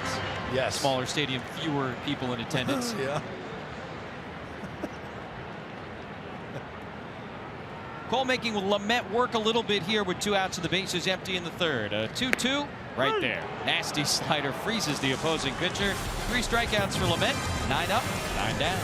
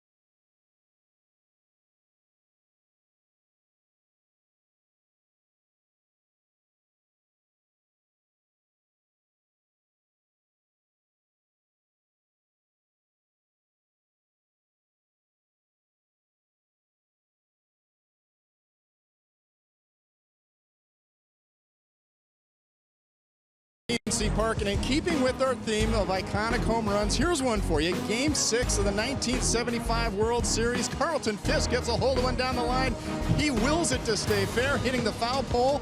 That puts Game 6 in the books for the Boston Red Sox, forcing an exciting Game 7 in that series, with the Reds would go on to win. But the reason that is so memorable for me, I'm 9 years old, I'm at home by myself watching TV, and I'm watching Carlton Fisk will that ball to hit that foul pole. I'll never forget that moment, guys. It was one of those moments that made me love the game of baseball. I'll never forget it. And what's interesting about that home run as well, which is relevant to what we do now, is that changed sports broadcasting forever as well. Up to that point, they had never just tracked a player after a big play like that, and the only reason it happened, I'm sure you guys have heard this story, is that camera was in the Green Monster out at Fenway Park. There was a rat next to the cameraman. He was too afraid to move his camera, and that is the only reason that we got that iconic picture of Carlton Fisk trying to keep that ball fair. Guys, I'll never forget that one. I'm sure you got some favorites as well. Oh, yeah. That's a great story, too, about the rat and the monster.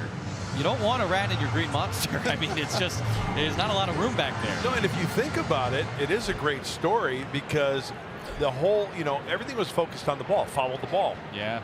Then the player reaction came in, and it just opened the floodgates.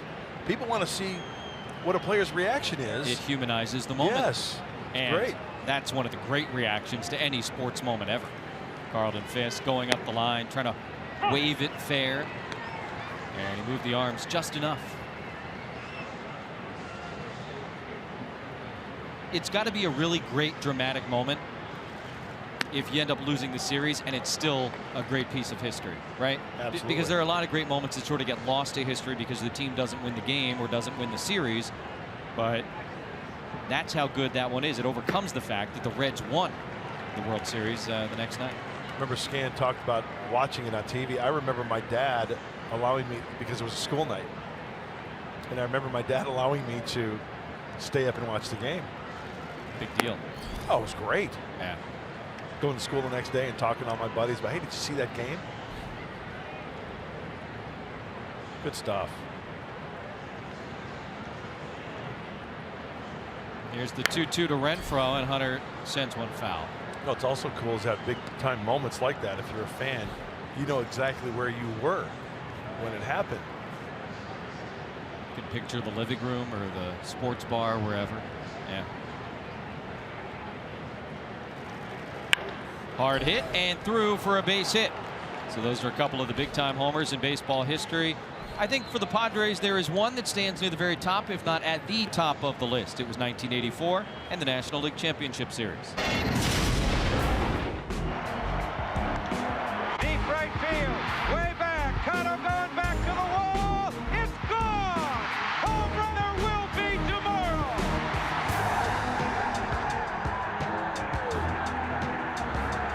Talk about reaction. Padres mobbing the Garv. Don't mess up his hair. Like Fisk, it forced a deciding game. Unlike Fisk, that team won. Padres would defeat the Cubs, of course, to go on to the World Series and raise the pennant for the first time in franchise history. We always talk about guys driving the ball to the opposite field. That's a perfect classic example of Steve Garvey getting started a little bit early, getting that bad head out the outer half of the plate off of Lee Smith and driving that ball. And a great effort by Henry Cotto, too, and right, climbing the wall. He was waist high on the top of the wall. No chance, though. No chance, but what a great effort. That's something you really appreciate. Opposite way, 370 out to the wall there at Jack Murphy. And it's as big as it gets. Walk-off home run to win a postseason game. When you need to win the game. Padres did, and they did. Another pop-up, but fouling out of play. Dusty Coleman got a hit against Garrett Cole his first time up. Padres have sprinkled 4 base hits, including an RBI double by Myers last inning. On the other side, Dinelson Lamet hit a guy, and that's been the only base runner for the Pirates in the first 3 innings. Got underway a little bit late because of rain tonight. Nothing like yesterday with the over 2-hour delay. Breaking ball misses. 1-2 to Coleman. Mentioned earlier, Garrett Cole, #1 overall pick out of UCLA back in 2011. He was drafted out of high school 28th overall by the Yankees and chose to go to school at UCLA over signing. Talk about betting on yourself. Yeah. Paid off in a big way as Coleman loops this one into left field. That's going to get down. It's a second base hit of the night for Dusty Coleman. On his way to third base, Renfroe, he's there standing up, and Dusty with a single, a double, and a stolen base already. And the Padres are very nicely set up here in the top of the 4th.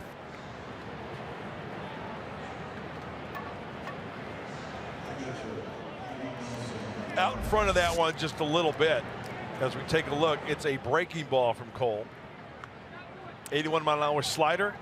Well, he stayed on that. Do you see his head track that ball? Wow. All the way down to the barrel, staying on it. And we got action.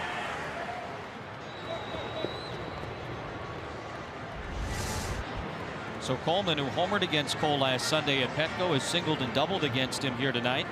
He's also stolen a base for the first time in his major league career. And the Padres, with nobody out, have runners on second and third. And hey, not a bad time for Dinelson Lamet's first major league hit. What do you say? I think it's a perfect time. We got Josh Bell at first base playing well off the line. We got a big hole in between the bag and the first baseman. They are playing in, cuts down the range. Just play a little game of pepper right here. Don't try to swing too hard. Not a big swing. Just kind of choke up a little bit. Try to think the opposite way. Lamet 0 for 19 now after the strikeout his first time up. It came on a foul bunt attempt.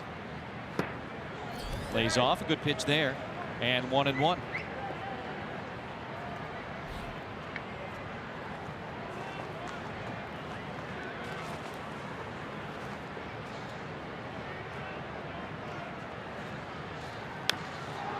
Lifts it in the air. It is shallow. That's not going to get it done as the second baseman Frazier goes back to make the play. So Lamet pops out. That's one away. Now the top of the order for Margot. And tonight's cold hard facts are brought to you by Clean, Crisp, Coors Light. And well, coming to the plate, runners on second and third, one out, and among rookie leaders since the All-Star break. A .338 batting average is tops in all of baseball. Carlos Asuaje and Josh Bell of the Pirates both on that list as well. And feeling more and more comfortable with each at-bat at the big league level. Feeling like he belongs, and that goes a long way. 0 for 2 so far tonight with a pop out and a fly out. But a big time chance for the Padres here to add to their 1-0 lead on Garrett Cole and the Pirates.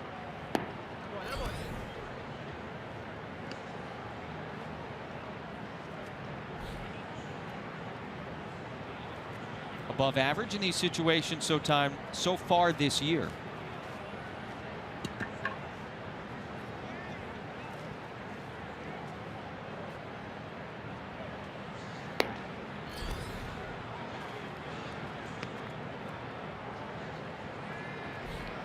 Margot now ahead, 2 balls and no strikes, and he's got a lot of room down the left field line. You see Marte there is playing nowhere near the foul line.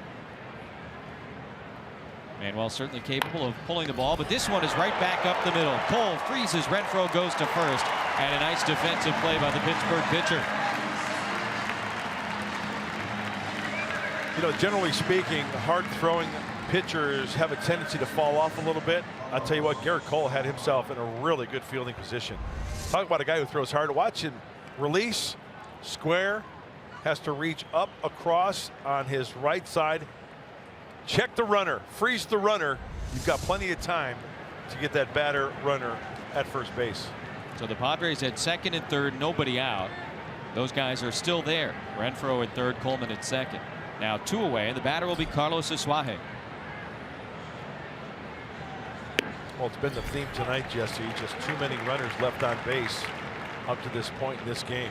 Left him loaded in the first, left 1 in the second, 1 in the third. And all those guys in scoring position as Hector Sanchez continues to be evaluated in the dugout after he took the foul ball off the mask. Nice stop there by Cervelli, who hit that ball that ricocheted off of Sanchez's catcher's mask. And Paul Navarro, Mark Rogo, athletic trainers for the Padres, going over everything, I would imagine, with him right now.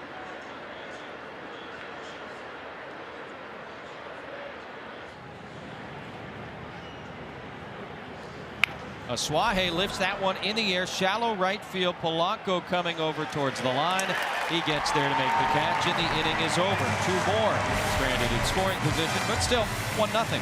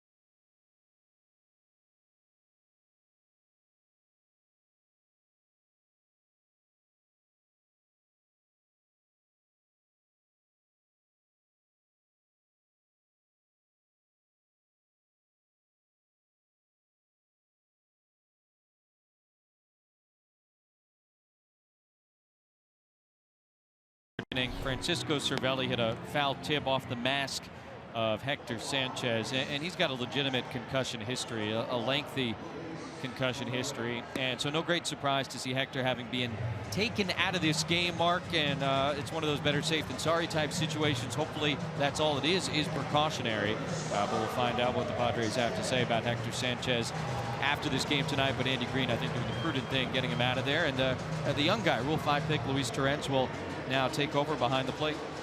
I think you said it perfectly. No reason to take a chance and send him back out there. And we talked about Luis Torrens a little bit ago regarding the Rule 5 players and feeling very comfortable behind the plate. He knows the stuff of Dinelson Lamet. Shouldn't be that big of a transition for Lamet because he's used to throwing to Torrens, Sanchez, and Austin Hedges. So a mid-game catcher change. And now Torrens with Starling Marte at the plate. He's the only Pirate to have reached base tonight through 3 innings. He's hit by a pitch starting things off, and he takes a swing and a miss at that hard slider. He was erased immediately on Adam Frazier's double play ball. So Lamet faced the minimum, 9 up, 9 down after the double play, his first time through the batting order. Marte shows the bunt. That one skips in, 1 ball and 1 strike. Marte, the only Pirate starter without a hit in last night's game, as Pittsburgh had 14 base hits. Harrison led the way with 3. Cervelli had 2. Mercer had 2. Freese had 2. But he was over. There's the bunt. Lamet with the bare hand. Nicely done. Boy, Padres have a couple of big-time athletes out on the mound, and very well handled by the young pitcher. Time now for the Unlimited Baseball break, brought to you by T-Mobile. For the Cubs, Wilson Contreras, 2 for 4. Another home run, 3 runs batted in their 7-4 win over the Nationals today. 8 homers in his last 19 games. These Pirates made a couple of moves today as well. George Contos, a waiver claim from the Giants. And Sean Rodriguez, the former Pirate, is now back. And he is expected to report tomorrow. And speaking of concussions, you saw Brandon Belt. He is now on the disabled list for San Francisco, and Pablo Sandoval will make his return to the Giants at the big league level after spending some time at AAA.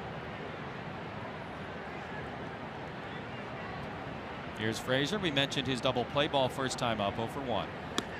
And he takes a high fastball, 1 ball, 1 strike.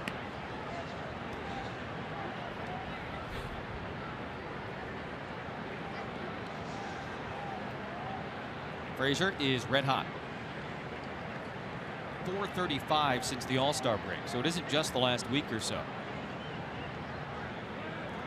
Had 5 hits in their 3 games against the Reds before the Padres got here.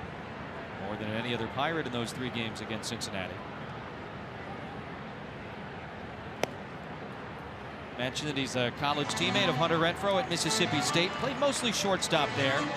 He was out in right field last week at Petco, and I asked Hunter before the game with the 2 of them in right field that series. I said, who's got the stronger arm? You know, kind of half seriously. Right. And Hunter just laughed. Meaning that he has it. Yeah, he was like, huh.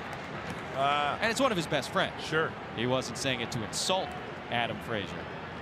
It was more like, no, it is I who has the stronger arm.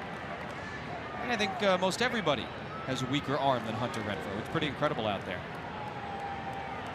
Here's the 3-1. Frazier, little roller. Hey, Torrens just into the game, going to be tested out defensively and handles it perfectly. A couple of weak ground ball outs, 1 a bunt, and that little topper out in front of home plate. Here in the 4th inning for Lamet. Game break coming up from Manzana Grande, the Mets and the Dodgers. That's the Big Apple, in case somebody wasn't sure. And as we take a look at the Dodgers, on the road 30-19, at home 47-13. They're playing some pretty good baseball this summer. Padres will visit Dodger Stadium next weekend. Andrew McCutchen takes high. They have the chance to win 80 games before losing 35. That is incredible.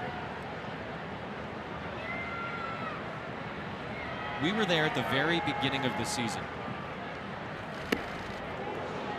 And I remember talking to somebody in the Dodger organization, and it doesn't matter who it is. But he referred to the regular season as nothing but an appetizer for this team. He said it doesn't matter. He said they got to get it done in the postseason because they haven't. And if they don't, none of the regular season success will matter. Remember the year Seattle won 116 games? Wiped right out. First round, wasn't it? Yep, division series. 116 wins, more than any team had ever won before. I'd rather win 82 games, obviously, win the division in a close race, and win the whole ball of wax when it's all said and done, right? Obviously. Like you said, it doesn't matter what happens during the regular season. It's nothing more than a number in a record book at the end of the day. And obviously, the more you win in the regular season, the better position, theoretically, you're putting yourself in for the postseason. Home field advantage, all that kind of thing. But the whole point is to win the whole thing. And the Dodgers have not done that since a year they had a very dramatic and big home run.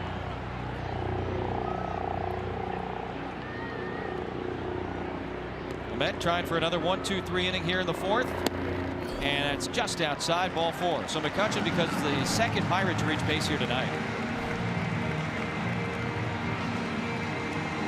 MLB.com at bat is your #1 mobile app for live Padres baseball.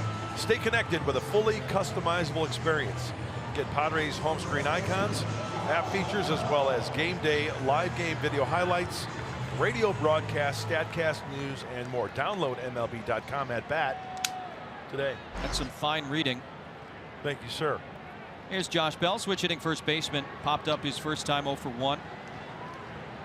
Lamet out of the stretch for the very first time since the second batter of the game. Had retired 9 in a row prior to the McCutchen walk.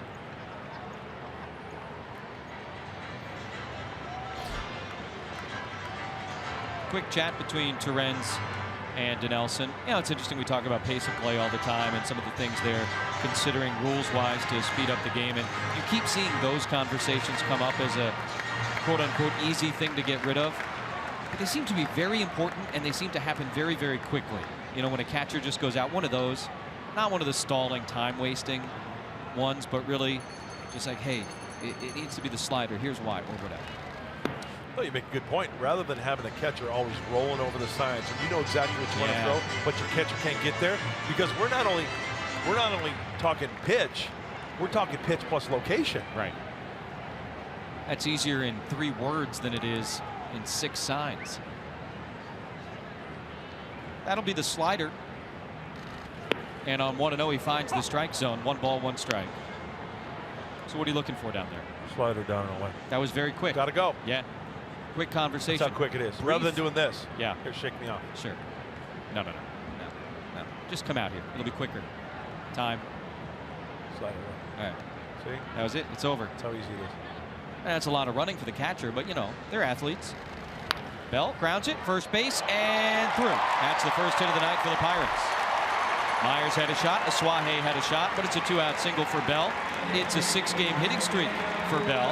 And now 2 on, 2 out for Josh Harrison.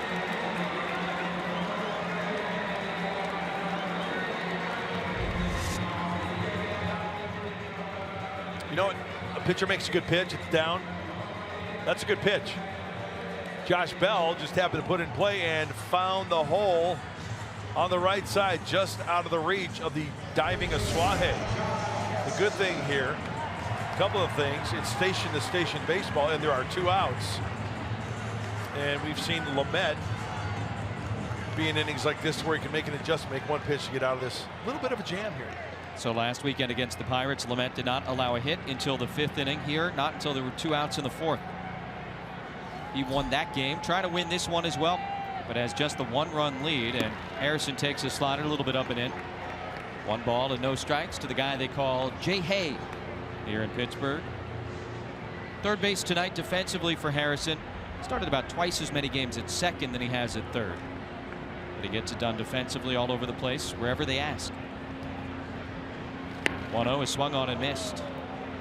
And that goes back to the fastball there, 1-1.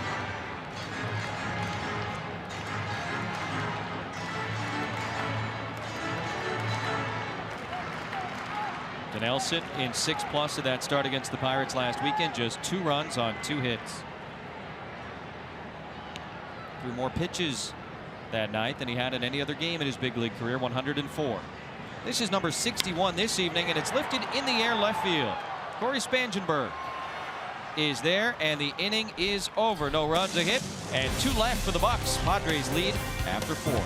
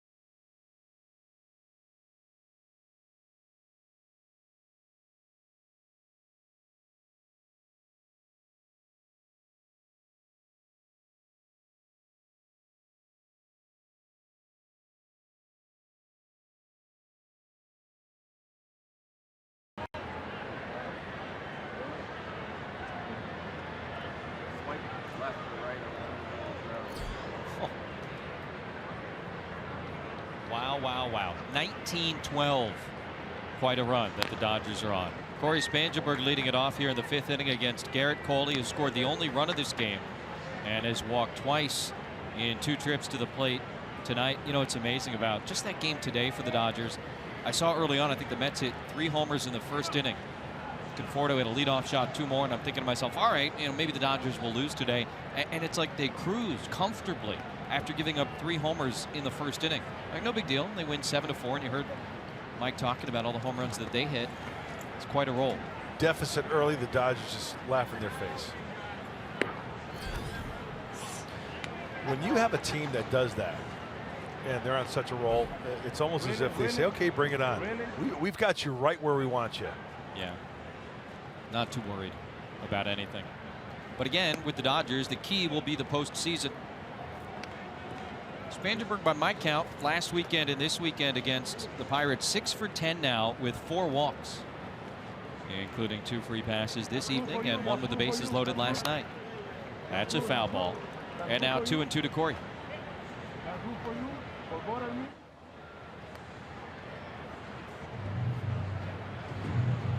It's all true, though, what we were talking about last inning. If they don't, after this run, if they don't go all the way, it was like the Cubs last year. Exactly. You know, I mean, they were out to this unbelievable record at this point in the season, and everybody was giving them the Central, and all right, you know, they're the best team in the National League. Oh, close pitch goes Cole's way. Spangenberg punched out. We'll see. Speaking of postseason, like Mike said, it's been since 1988. There was a pretty big home run that year for the Dodgers. Gibson swings and a fly ball to deep right field. This is going to be a home run. Unbelievable. A home run for Gibson. And the Dodgers have won the game 5-4. I don't believe what I just saw.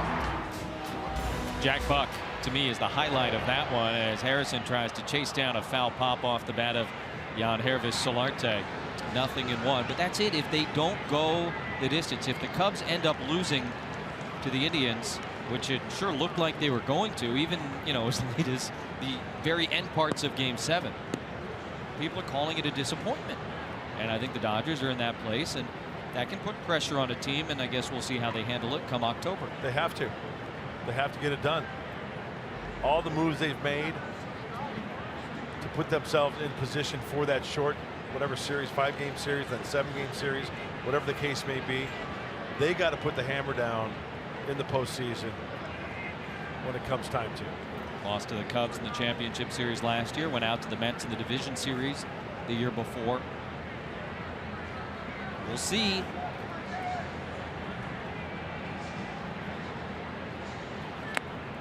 Solarte takes low ball and a strike from Cole. Yangervis, a single and a ground out. Remember, you and I were watching clips of that Kirk Gibson home run. Yeah. He was down 0-2 in that at bat. Yeah, it was quite an AB. And he hit a little dribbler down the first base line 0-2 that landed about maybe 1.5 feet, 2 feet foul. Picked up by Mark McGwire. Yeah. And Mike Davis stole second base. The hit doctor, MD Mike Davis. And then the 3-2 backdoor slider. Gibson for the game winner. Little roller. This will be handled by Cervelli. Solarte does not run well, but Bell cannot make the backhand scoop. So Solarte reaches, and the Padres have a 1-out base runner here in the 5th on an infield single. His second hit of the night.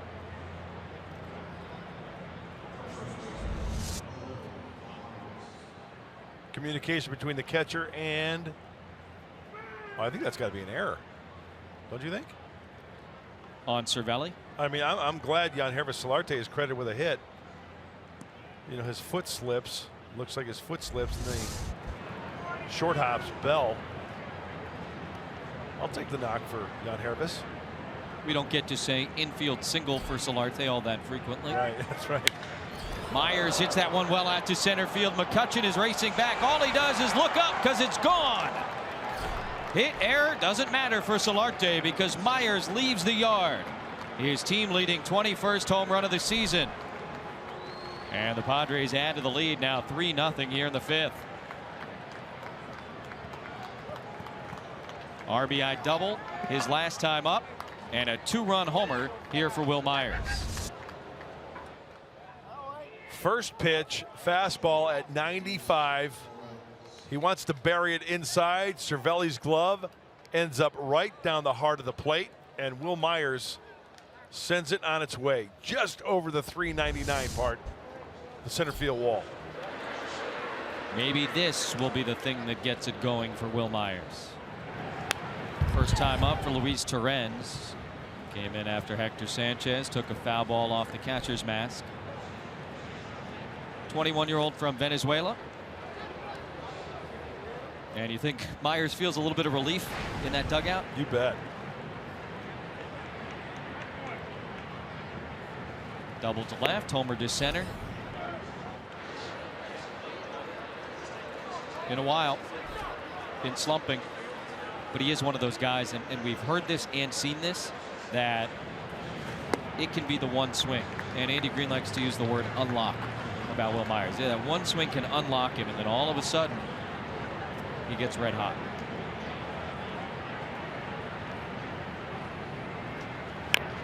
Torrens reaches for that one. Cole will field his position nicely and deliver a strike over to Bell.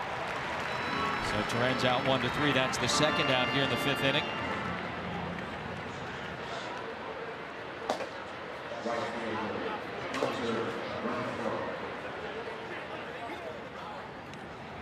Another guy that can leave the yard in a hurry.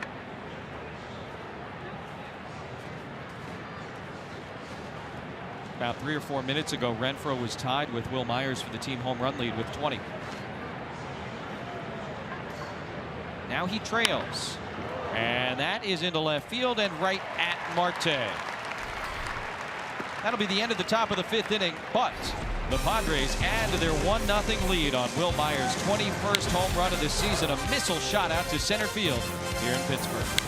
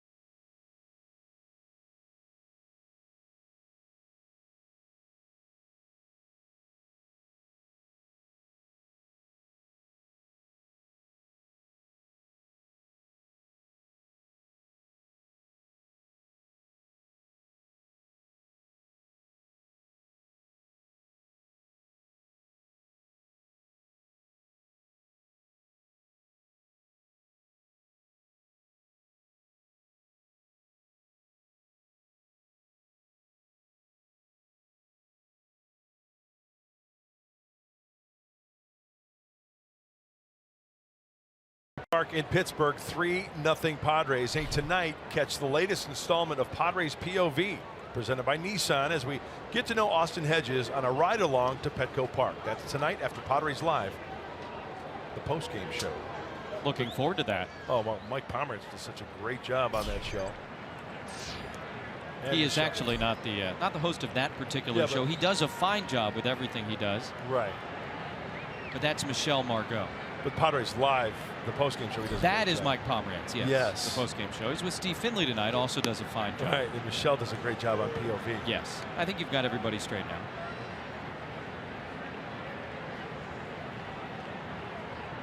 Saw the smile from Will Myers over at first base. 2-run homer at the top of this inning, and Lamet working with a 3-0 lead here in Pittsburgh as he tries to beat the Pirates for the second time in what, a week? Exactly a week. You talk about a shutdown inning right here. He needs one of those. It would certainly be the thing you like to see. These two teams playing last weekend, and now the 5th game in the last 9 days between the two of them. They've split the first 4, 2-2. And that's a liner over to shortstop. Nice backhand on the short hop by Dusty Coleman, and he makes a great throw as Polanco grounds out one away here in the bottom of the 5th inning. Some night, Dusty. This is a big league play here. That is not an easy play. Nice backhand, gathers himself, and fires a strike over to Will Myers. And Dinelson Lamet's like, okay, hey, way to go. That's a great play. And I'm sure in the back of his mind is saying, you know what? I don't think that play's made an A-ball. Maybe even double A. The point is, you get a big league shortstop out there with some range and some good gloves, and that's why you pound the zone. Slider strike to Francisco Cervelli. Grounded at third base in his only other at bat. That was an at bat that began, though, with that foul tip off of Hector Sanchez Mask. He is now out of the game. Luis Torrens has taken over behind the dish. And Cervelli this time looks at a low fastball. Garrett Cole had been very, very good against the Padres in his career, but the pitch count is up. Padres have scored 3 times, and that's what we call double-barreled action in the Pittsburgh bullpen. Good slider, 1-2.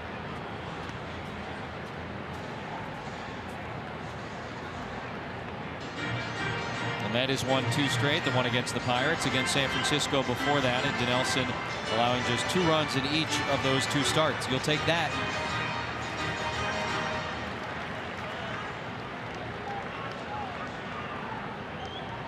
Trying to win 3 straight for the first time in his major league career. That'll help. Strikes out Francisco Cervelli. That's his 4th K of the night. Maybe fewer strikeouts this evening than we've become accustomed to seeing. And that's okay. Yeah. Hey, you know, like I said earlier, a pitcher has no control if a hitter swings early and makes contact and puts the ball in play. You think early outs, good quality pitches, take the sting out of the bat, then 2 strikes. Yeah, you flip up the slider, the strikeouts will come.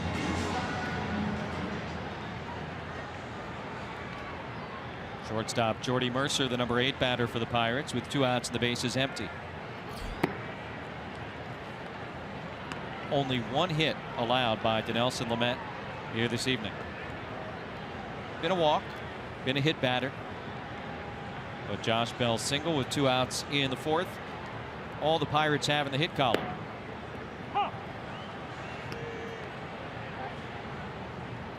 Been fun to watch since the very moment he took the mound at Citi Field back in May for his big league debut.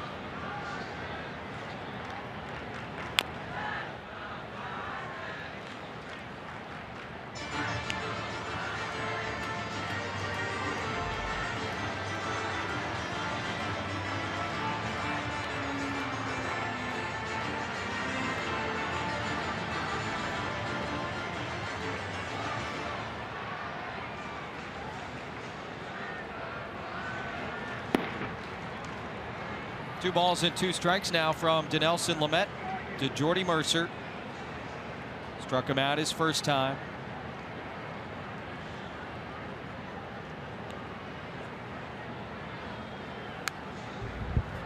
You know, I've noticed against Lamet also, and we showed Josh Bell, remember the strikeout last time Lamet faced a high slider. You've seen a couple of high sliders tonight swung on, offered at, and missed. That was a foul ball. But just by seeing that last pitch, it triggered the other ones that I had seen. So these Pirate hitters are going after that high slider. You don't see a lot of high sliders. I don't think it's by design. Okay. Like that. I mean, that's up in the zone, right? We can get into that a little later. Stay tuned.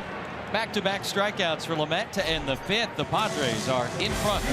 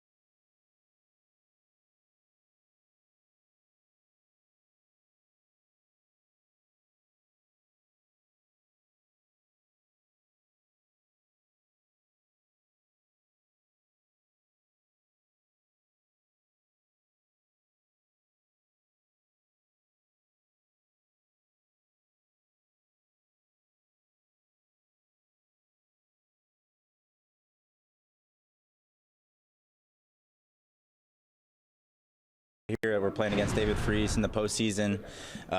You know, when he was with the Cardinals, that was a huge one. And then 2 from the Boston Red Sox. Big Papi against Detroit when Torrey Hunter flipped over the wall, and you know, that was unbelievable at the time. And then Shane Victorino also, that postseason was incredible. And those are just some moments that have stuck with me. Just, you know, big time homers and big time, you know, opportunities. They're great.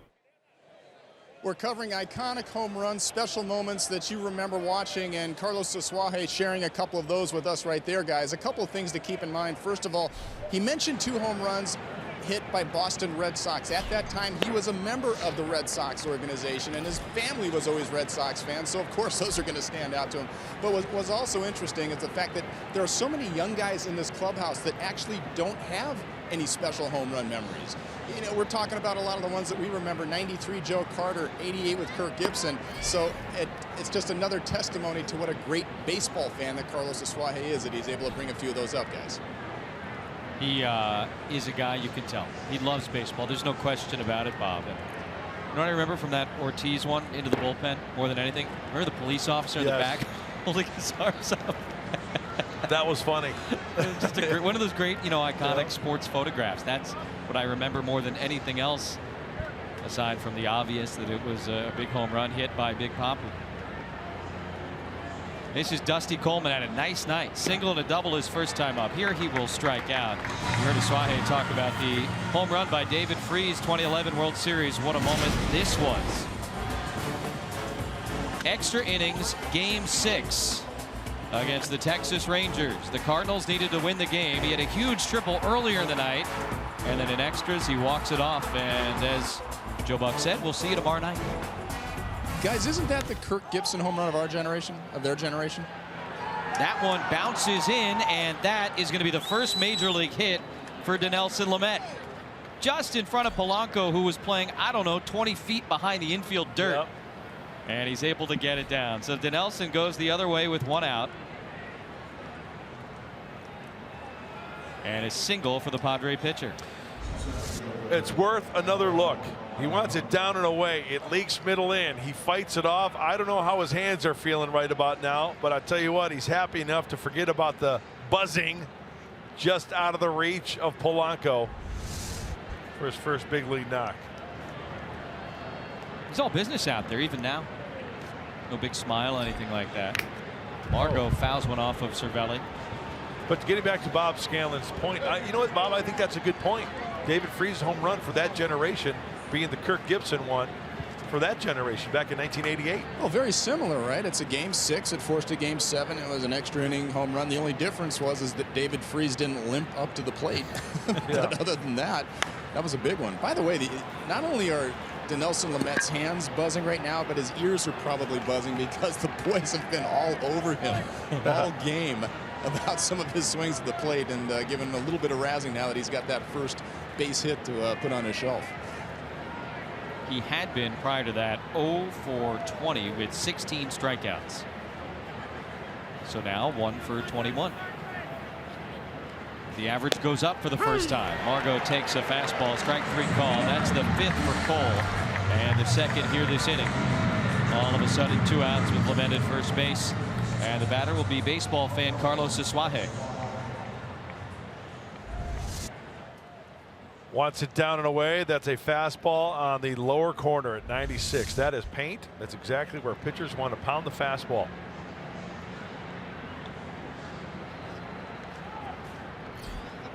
Asuaje had his own memorable home run last night, although not quite a postseason game winner. But the 2nd of his major league career. Already up for the 4th time tonight here in the 6th inning.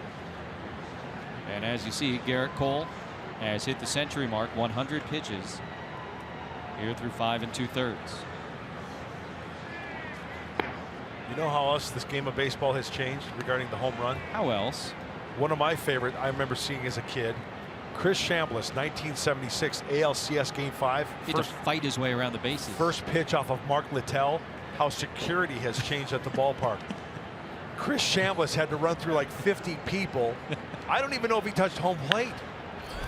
Asuaje the other way. Starling Marte makes the catch. He was mobbed literally by fans. Definitely different. Padres lead Cole and the Bucks 3-0.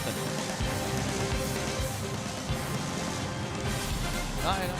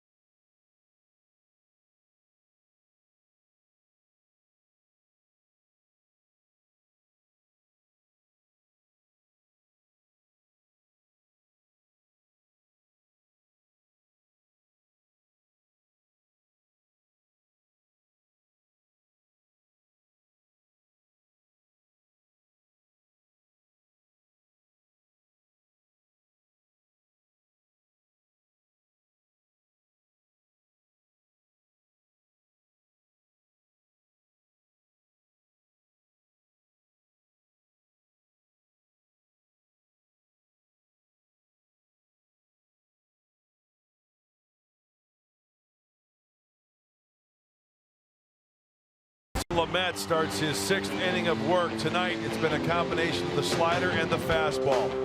86 down away, the fastball 95-96. The Bucco hitters can't catch up to it. The slider out in front of it, even the high slider cannot connect. Talk about a kid who's feeling confident with both of his pitches. He is in complete control. He's got a little bit of breathing room. Only 1 hit tonight for the young right-hander. He has allowed 1 hit and he's got 1 hit. That's always a pretty good night in the big leagues for a pitcher. And he's got a little bit of run support as well. The Padres a 3-0 advantage as you see the night in progress for the young right-hander. That slider is biting like a mule, I'll tell you that. Some serious movement all around the strike zone. Remember we mentioned the high sliders? Yeah, I was going to ask you about that. Yeah, I think Bob Scanlon down in the dugout has some insight on that. So we go down to the big right-hander. Well, Mutt, I think you and I both are probably sitting here in awe watching guys swing and miss at that high slider. It's one thing to throw one that's hard and late and razor blade like. That's the traditional slider, but he has so much depth on it, but it doesn't. Sometimes when guys get that much depth, they get loopy, they get too sweepy. Hitters can pick it up, but his is so hard and late that I don't know what you see, but I see guys recognizing that pitch still as a fastball, which is why they're chasing it up in the zone even when he misses up there.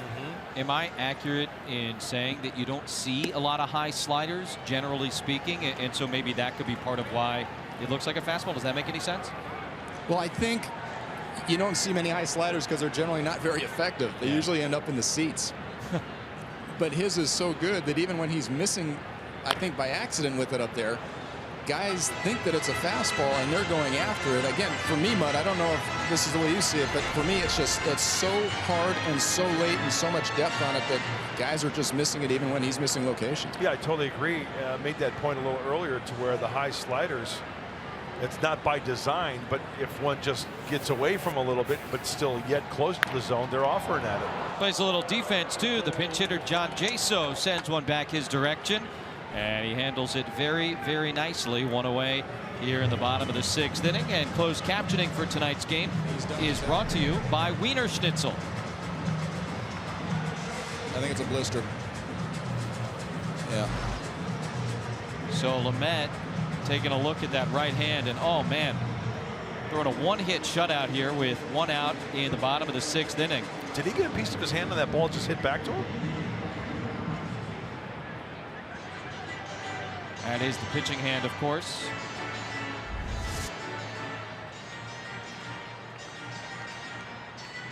He almost fielded it two-handed, and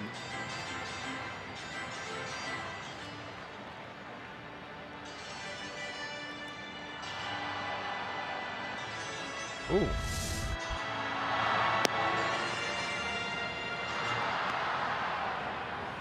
Boy, the guy is just cruising right along. Got his first major league hit a few moments ago as a 3-0 lead. Usually when a pitcher gives that sign or a player gives that sign, that means they're done. But he might have been saying, like, no big deal, I'm okay, don't worry about it. But I believe the gesture that we saw is not part of American Sign Language officially, so there's no set definition for it. Oh, he's good to go. Good news. Very good news.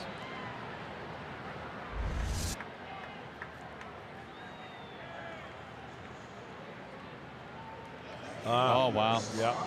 That's a great shot. He ended up fielding it really with the bare hand, didn't he? Just instinct at that point, isn't it? Sure. Wow. So anyway, Jaso, the pinch hitter, is out, and now the leadoff man, Starling Marte. So now I'm looking at two things: the velocity, obviously, and then the location the pitch is thrown. If that ball has any effect on his release point, maybe some numbing, soreness, tingling. Travis Wood went 5+ for the Padres last night. 5 relievers were used. Good slider there. And he's ahead 0-2 on the leadoff man, Marte. Buddy Bauman, Phil Maton, lefty and a righty, both worked in last night's game. And both throwing here this evening. Here's the 0-2 to Marte. Tried to lay off the high fastball. He does. And you make a good point, just because he's okay for this moment. I mean, over the course of the next few minutes, that could definitely become less and less comfortable. Sure. Maybe starts to swell a little bit. We know, when you stub a finger, or hit your toe on the corner of the door or something. Right center field, Manuel Margot drifting over to make the catch. Not a lot of work for the outfielders tonight. So much has been on the ground or by a strikeout for Lamet. There's a smile. 2 outs, base is empty. The number 2 hitter, Adam Frazier, coming up. Josh Bell singled with 2 outs in the 4th. That is the only hit that the Pirates have tonight.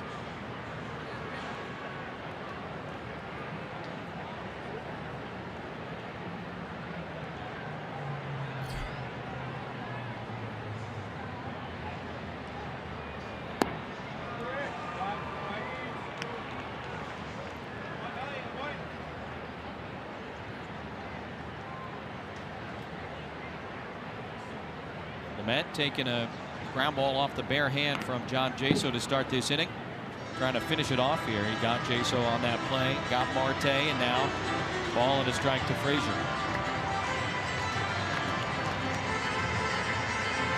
Padres have already lost their starting catcher tonight, Hector Sanchez, after he was hit in the mask by a foul ball.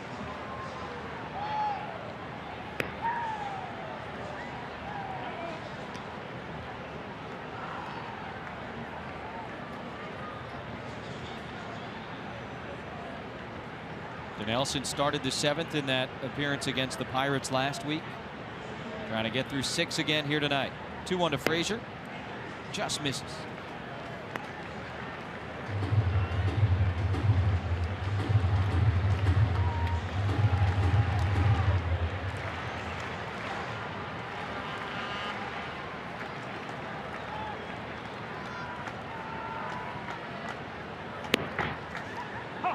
Fastball at 94 fills the count. 3 balls and 2 strikes.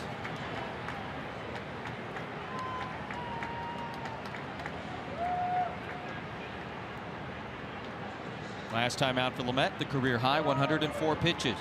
Up around 90 right now. Might see a slider here. And it misses just outside for ball 4.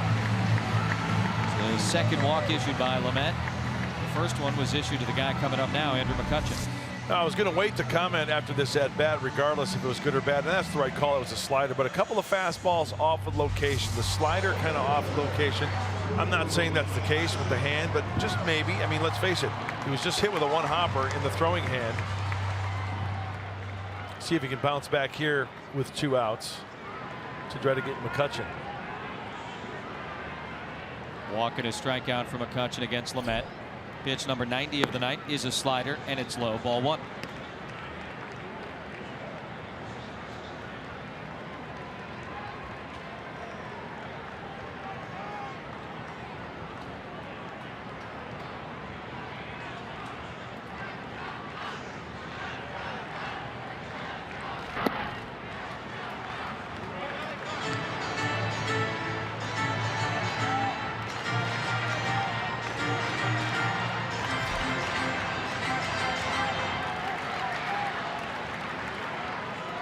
Bauman and Maton were warming. They both worked in the 6th inning yesterday after Craig Stammen got a couple of outs.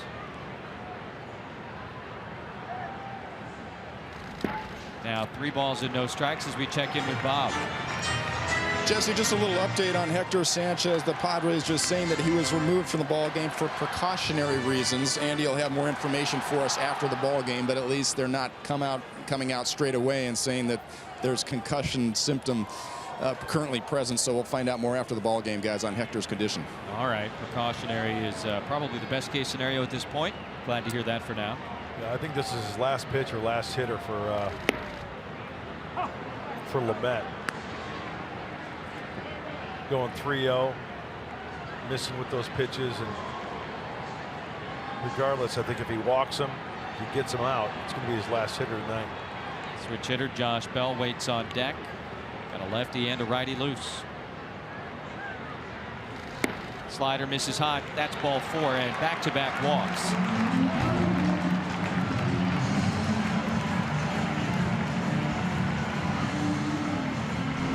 This copyrighted telecast is presented by the authority of the San Diego Padres and may not be reproduced or retransmitted in any form, and the accounts and descriptions of this game may not be disseminated without the express written consent of the San Diego Padres. So, indeed, that will be all it would appear for Dinelson Lamet. 94 pitches, tying run coming to the plate in the person of the very powerful Josh Bell. Andy Green on his way out there. He will clap the hands, take the baseball from Lamet, who was outstanding again here tonight. Padres lead by 3, but a couple on and a couple out. Josh Bell coming up for the Pirates, and the new pitcher coming in for San Diego. Phil Maton in the 6th.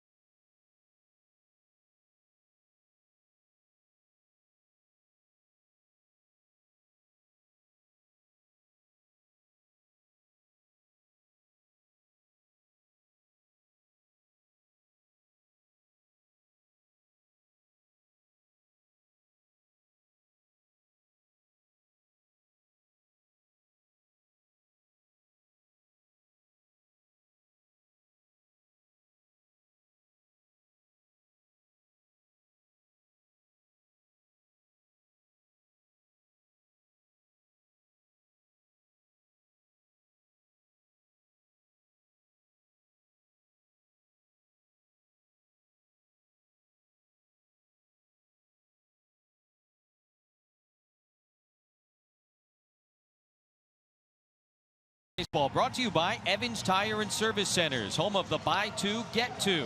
By Sequan Casino, play, win together in the heart of San Diego.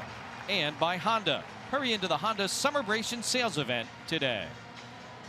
Well, nightfall here in Pittsburgh, Pennsylvania, and a big old moon as the Padres hold a 3-0 lead over the Pirates with 2 outs in the bottom of the 6th inning. Tying run is coming to the plate, and the new Padre pitcher relieving Dinelson Lamet is Phil Maton's 2nd consecutive evening. We see the young righty.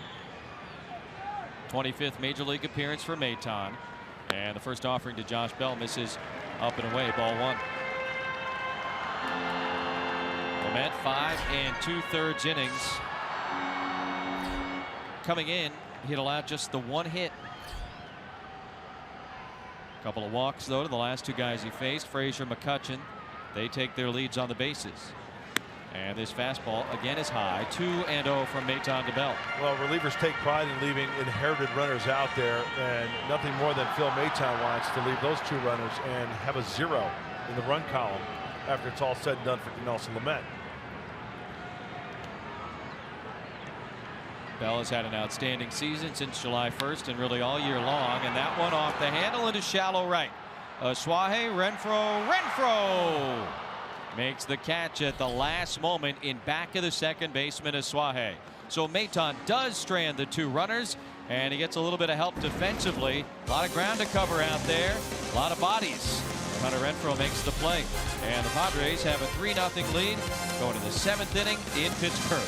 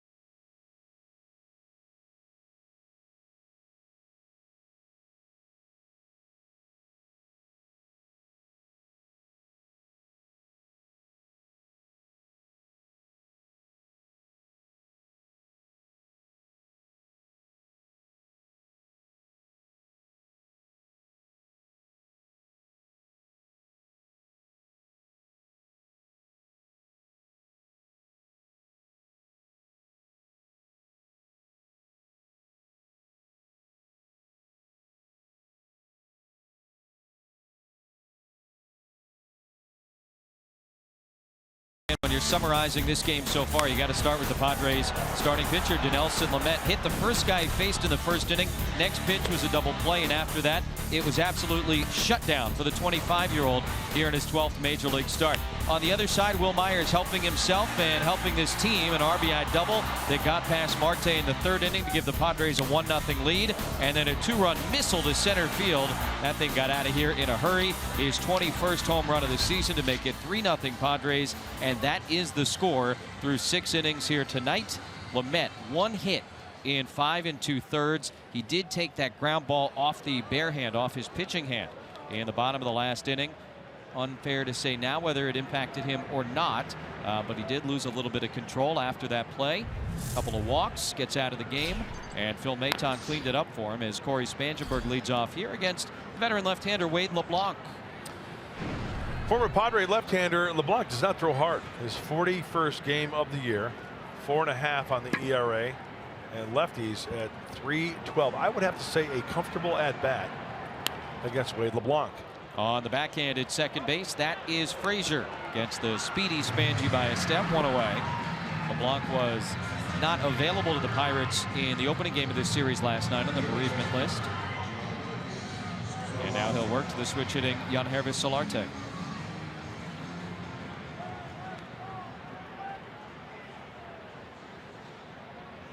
Nice night for Solarte. Infield single as last time. That preceded the Myers home run. Early on, it looked like perhaps this was going to be a night of missed opportunities for the Padres. They left the bases loaded in the first inning, left a man in scoring position in the second, left a man in scoring position in the third, left a couple guys on in the fourth. But finally, with that Myers home run in the fifth inning, able to break through a little bit. And thanks to the Lamet pitching, Padres have been in control all night so far. Solarte popped up. And I think he got Cervelli on the backswing. And he is in some great pain as Bell makes the catch.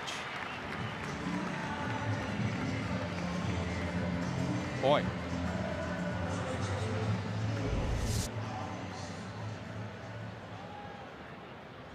Oh. Right on the left forearm. That was straight barrel of the bat on the left forearm.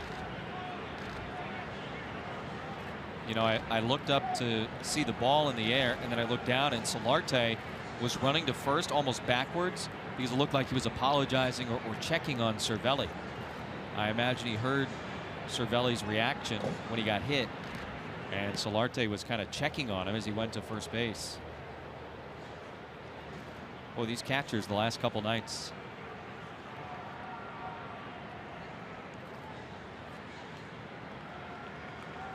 Put the mask right back on. Wow.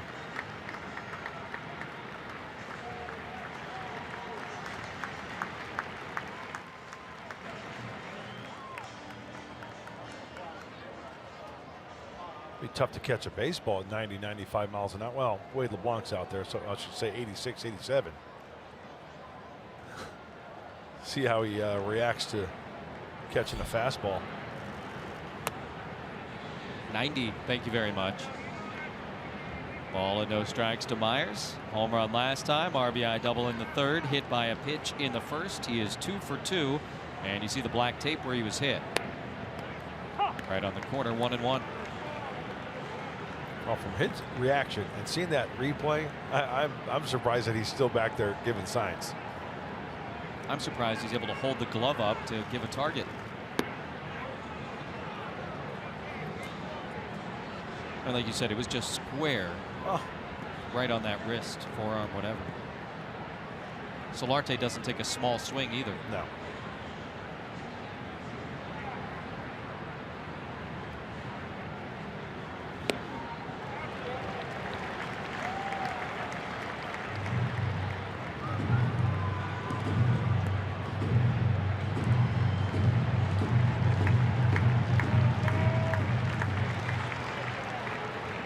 LeBlanc worked a 1-2-3 sixth inning last weekend at Petco. Did not face Myers. And now the count full, 3 balls and 2 strikes.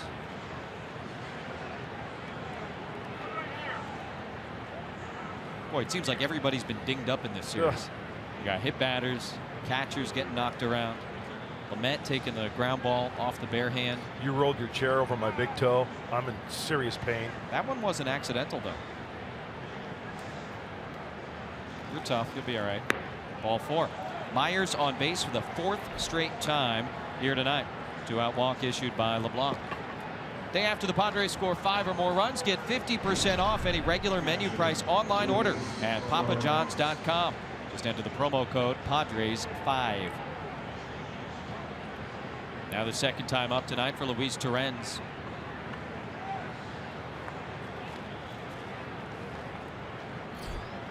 Grounded back to the pitcher, Garrett Cole, following the Myers homer back in the 5th. Plays Hector Sanchez defensively in the 4th inning after the injury. Myers has stolen 10 bases this year. Certainly would not be a surprise to see him attempt to go in this situation. Up by 3, 7th inning, couple men out.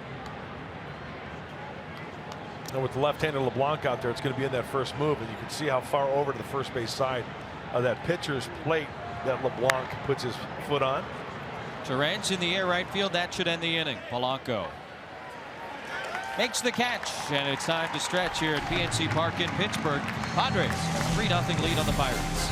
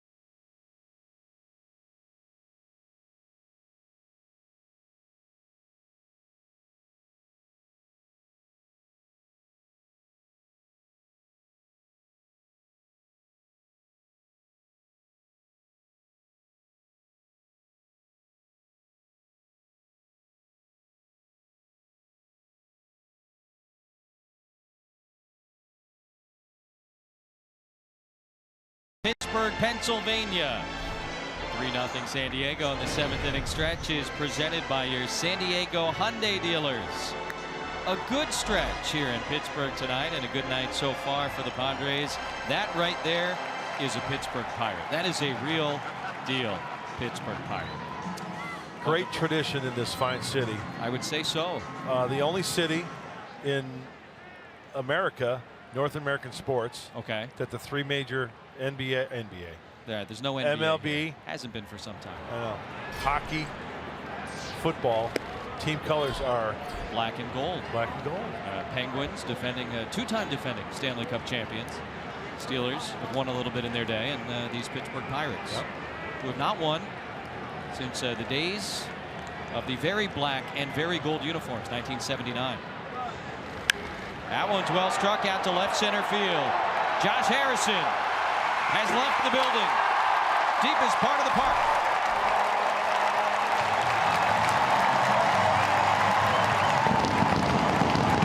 A lead-off home run here in the bottom of the 7th inning. 12th of the year for Harrison. And the Pirates' second hit of the night gets him on the board here against Phil Maton and the Padres. Well, you know, I think it's kind of ironic. We were just talking about that World Series team for the Pirates. As this ball, boy, Harrison really gets his hands in nicely. And that ball had that sound. And as you mentioned, Jesse, the deepest part of the ballpark. And what number does he wear? 5. Bill Madlock, the Mad Dog, batting champion. That was kind of like a Bill Madlock type swing from Josh Harrison. That's exactly what they're talking about down in that Pirate dugout. Hey, good thing, bad thing. You know, the bad thing is the Pirates are on the board, but a good thing, if it's going to be a home run, it's a solo shot. Still have the 2-run lead. Gregory Polanco, a 3-run homer last night, turned out to be the difference in the ball game. That was a pinch hit home run. As you see, 0 for 2 tonight. He's popped to third and grounded to short. It was a nice defensive play by Dusty Coleman to get him. Harrison catching his breath, talking about the "We Are a Family" Pirates. I got all my sisters and me. Here's how the song goes. And now 1-1 to Polanco from Maton. That part of the park where he hit it out, 410 sign, they call that the North Shore Notch. Little notch in the fence out there in left center. This is the North Shore of the Allegheny River. So that's the North Shore Notch. A couple funky dimensions here. Fun ballpark. Great ballpark. Able to hold up or no? Yes. Yeah, I like how it's not symmetrical. It gives it character. Great skyline views. Clemente Bridge, beautifully illuminated.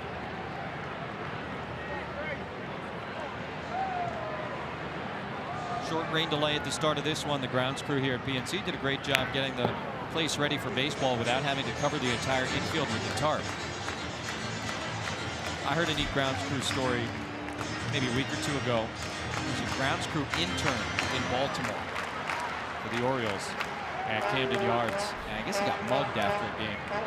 Keys, wallet, phone, the whole 9 yards. Walking back, I don't know, to his car or home, whatever. And the very next day, the Oriole clubhouse, the players, gotten together, replaced everything. Nice. Like nobody even could figure out how they had found out about it.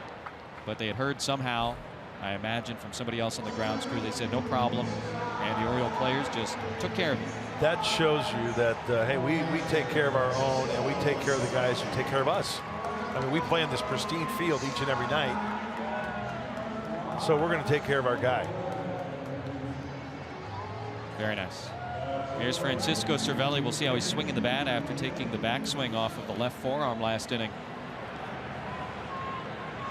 He's got it all wrapped up now.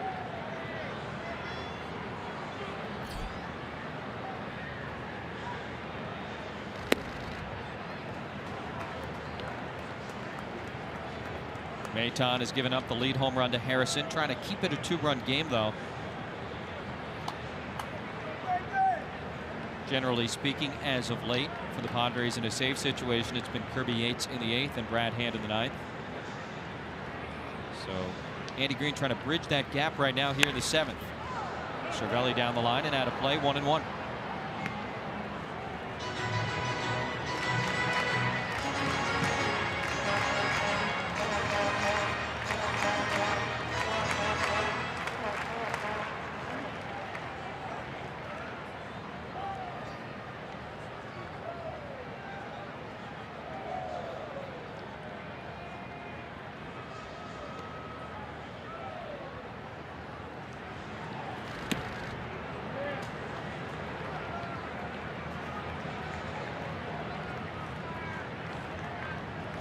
That's a werewolf moon to me. I remember all the old movies with the werewolf.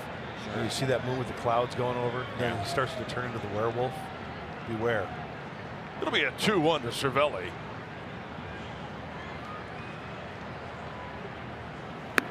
And it's high, ball 3. Well, John Sterling there, was that what that was? Yeah. Nicely done. He's a former Yankee. Yes, he is. 2008-14, traded to Pittsburgh after the 2014 season, and now third year as a Bucco. And his walk-up song is "That's Amore." Yes, it is. 31 years old from Venezuela, and he lines that one to left field. It's a base hit for Cervelli. It comes on a 3-1. Second hit of the inning for the Pirates, who had 1 hit in the first 6 tonight against Lamet and Maton.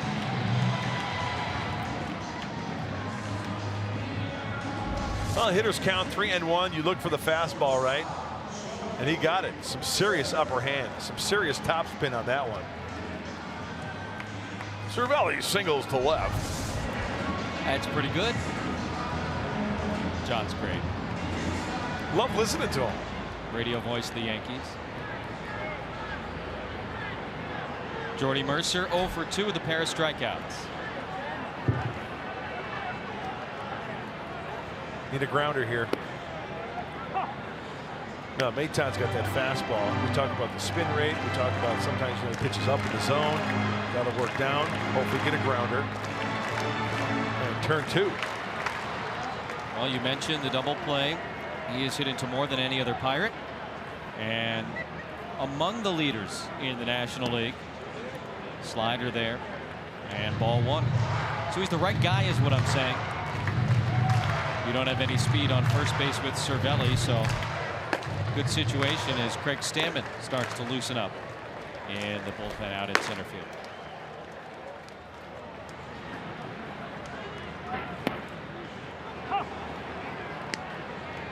Ball and 2 strikes now.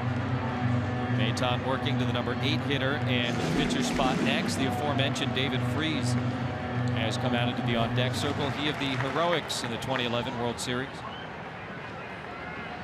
and National League Championship Series. MVP of both of those series for the Redbirds. Homered last night. And the 1-2.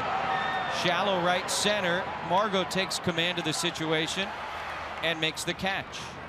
That's out number 2 as Cervelli goes back to first base. And indeed, David Freese will be the pinch hitter. 2 for 5 last night. A double. A couple of runs scored, and one of them on this home run. Got it up over the 21-foot high wall in right field. For Freese, that was his 8th home run of the season.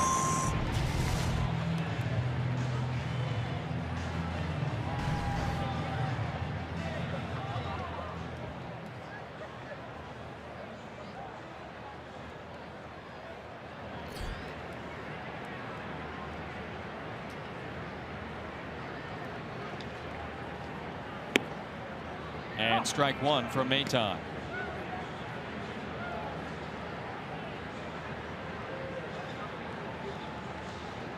He does not have a pinch hit, but he has reached base via the walk.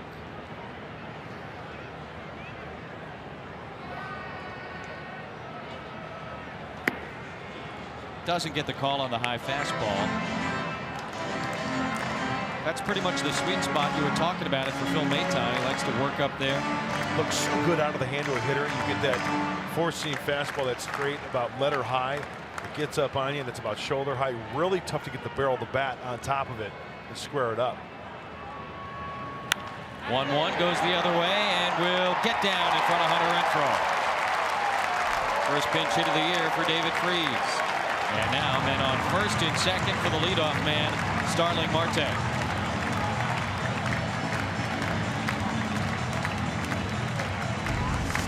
You know, this could have been trouble as this ball is fought off to the opposite field. Hunter Renfroe charging. I thought at first he was going to try to maybe go for the shoestring, but no. 2 hands right to the belt buckle, keeps it in front of him. It's the right play. Yes, it is. And you know what? There may have been times earlier this season, some of these young Padre outfielders might try and make that play, and it can become a very, very bad situation very quickly if that ball gets behind you. So 2 on, 2 out for Marte. And the fastball clearly high this time, 1-0.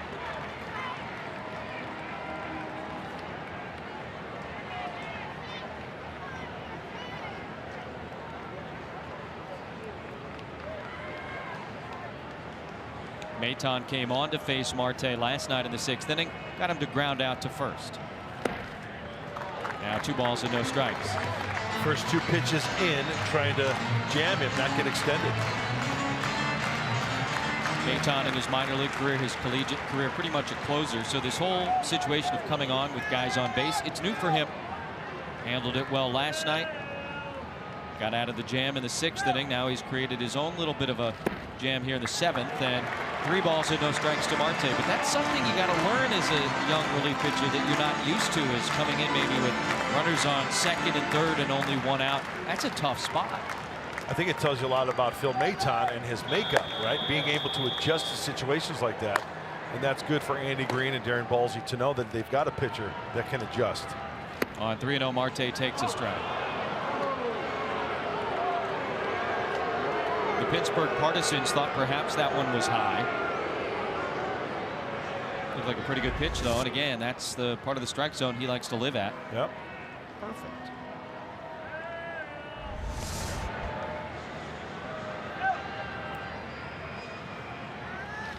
That is high. Ball 4. Bases are loaded. Got a left-handed hitter, Adam Frazier, coming up. You saw Buddy Baumann was warming. You saw Craig Stammen was warming. A couple of options for Andy Green here if he wants to make a change. Frazier has been introduced.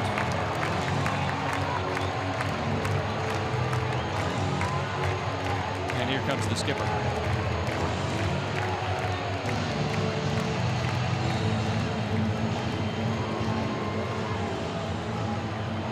So the Padres have a 2-run lead with 2 outs in the bottom of the 7th inning, but Phil Maton has loaded the bases. Singles by Cervelli and Freese, a walk to Marte, and now the lefty Buddy Baumann coming in.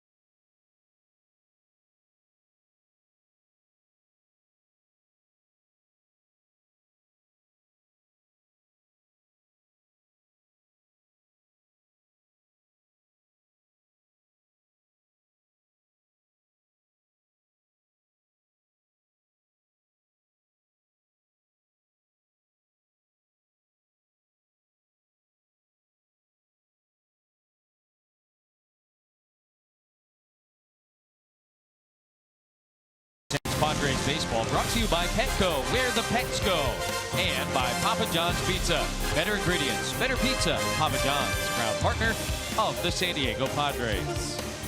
Well, just a lovely night in Pittsburgh now that the rain has gone, and the Padres hoping the Pirates don't spoil it on the field. A 2-run San Diego lead here in the 7th inning, but the bases are loaded, and Buddy Baumann enters to face the left-handed hitting Adam Frazier. Cervelli at third, Freese at second, Marte at first. Interesting matchup here, Jesse, as he enters his 7th game, because Frazier is hitting .350 off of lefties this year. Lefties off of Baumann, 1 for 10. Something has got to give. And now the count even, 1 ball and 1 strike. Deep breath for Frazier, who walked his last time.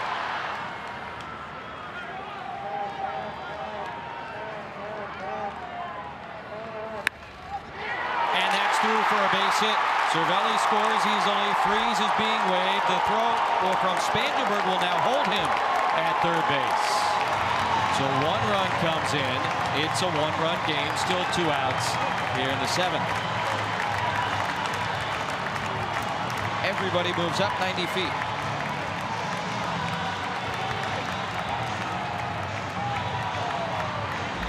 Stammen was warming, and McCutcheon's coming up.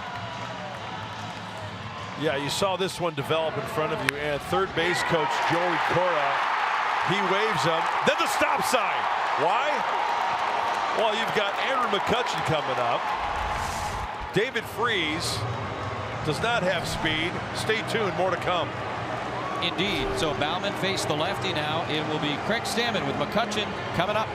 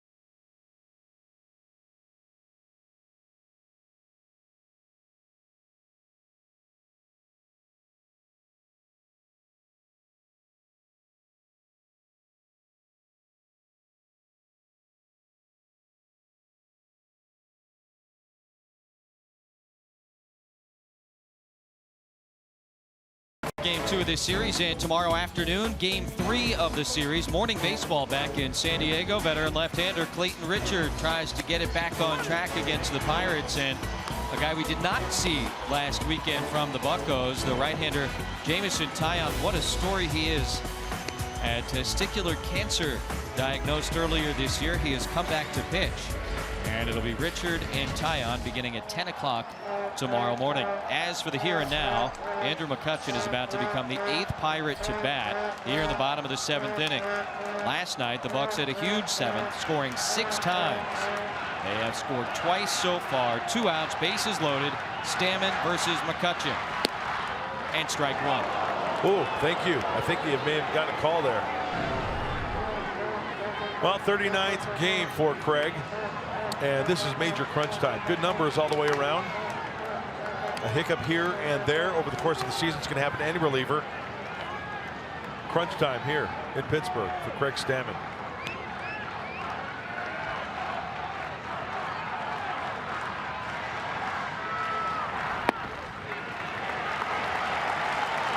A couple of veteran National Leaguers have gone head-to-head more than a couple of times over the course of their careers. McCutcheon, 3 hits. 2 of them have been home runs, both solo shots.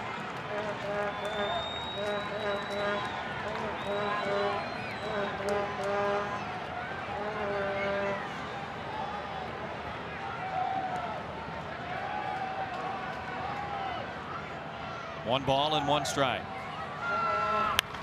Popped him up. Myers near the mound. Got it. And the 7th inning comes to a close. The Pirates get 2, but the Padres still lead.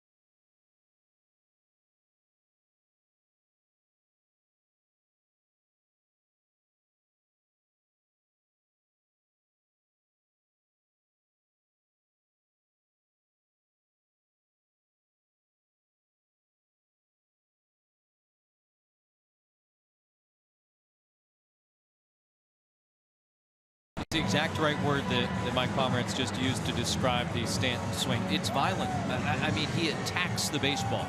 We use that term a lot, attack the baseball, but he is like assaulting it as it comes to the plate. It's incredible to watch that swing. It's not a touchy-feely type swing.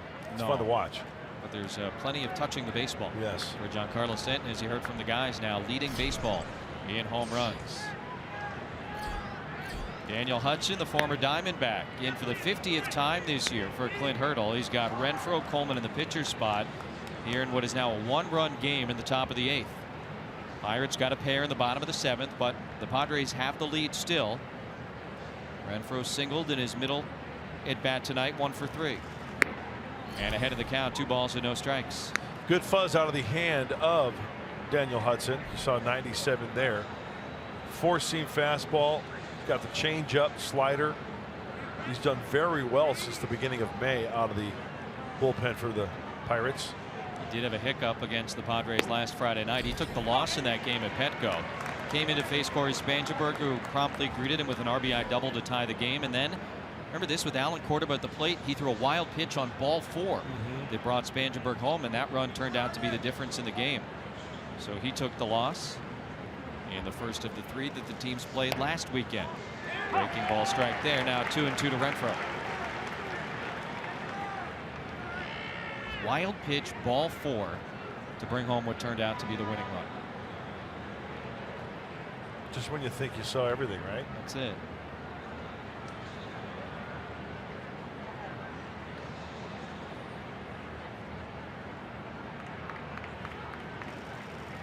Renfroe reaches for it, serves it into left field. That'll get down for a base hit.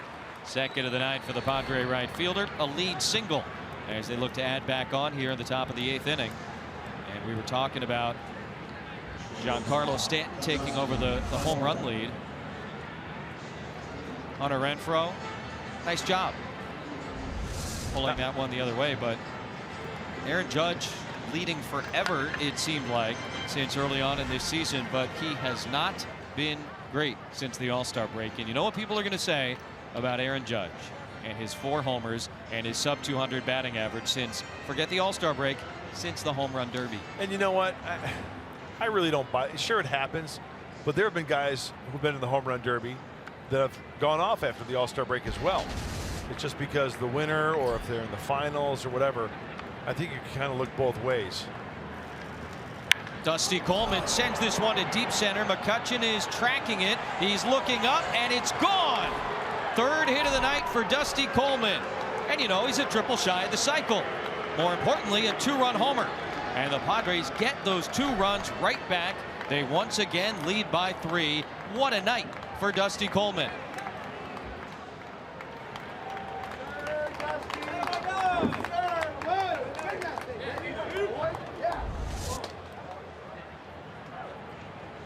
Middle in fastball, and you know,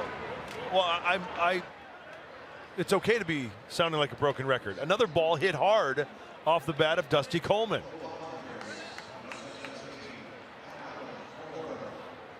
Daniel Hudson displeased with himself, or perhaps his mitt.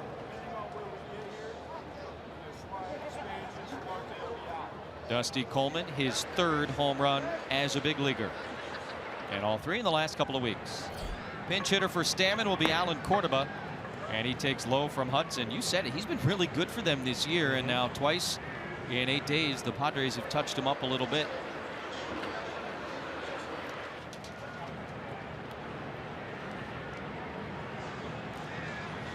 Yeah, since the beginning of May, 2.03 ERA. Opponents only hitting 206. You weren't kidding. 22 for 107 off of Hudson. But the Padres are making the pay tonight early. Out of the pen. Alan Cordoba grounded out in his only at bat last night. He was a late inning replacement in the outfield. Pinch hitting here tonight with a couple of runs in on Dusty Coleman's 2-run homer. Hudson way away, and now 3 balls and no strikes. You know, I'm in a big time slump, and I'm really getting upset. We're talking about pick the stick game, yeah. Who'd you have tonight? I had Manuel Margot. He has yet to reach pace, but you know what? He's on deck, and it's only the 8th inning. And Hudson is struggling. That's a 4-pitch walk to Alan Cordoba.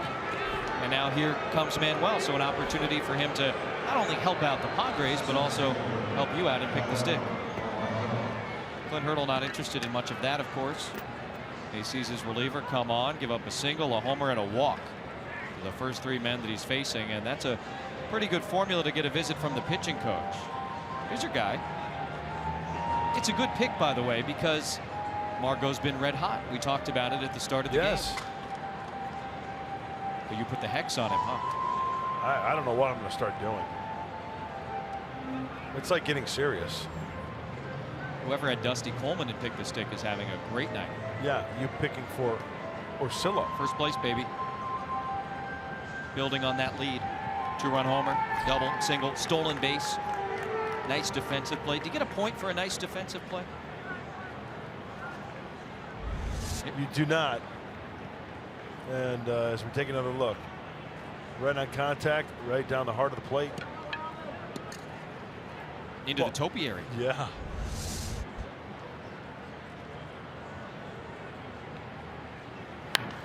Margot attacks early and flies one foul down the right field line.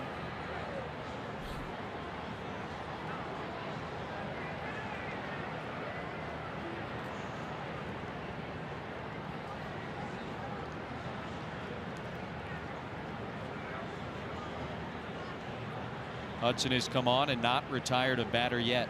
Padres by 3 in the 8th. And he can't throw a strike right now. 4-pitch walk to Cordoba, 1-1. The ball's still out there in center field. It's pretty impressive how they spell out the word mark there, Pirates, with the bushes. You got anything like that out at Alpine? Say Grant? No, it says welcome. Oh, that's very nice. And yet I've never been invited. That could be 2. 5, 4, 3. So Margot grounds into a twin killing. And now 2 outs and the base is empty for Asuaje.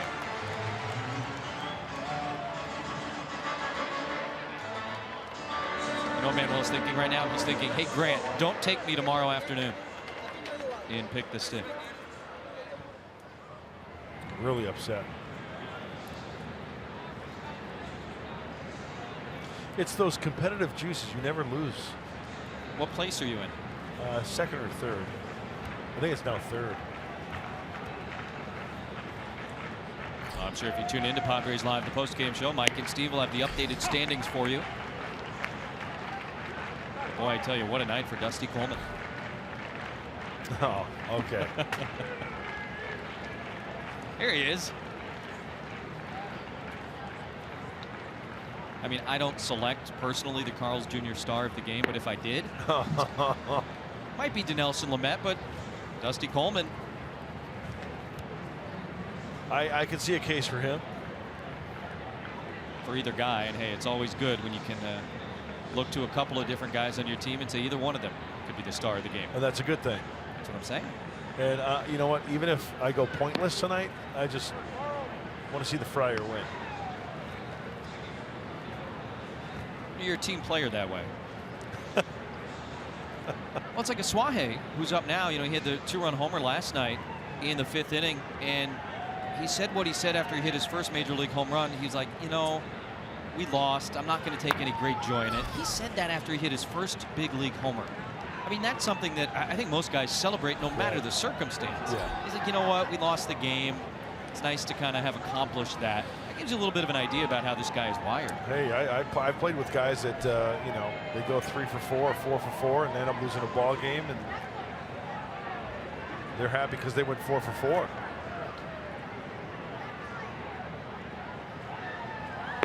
Strikes out there, and that will end the top of the 8th inning. It was a rough start for Daniel Hudson.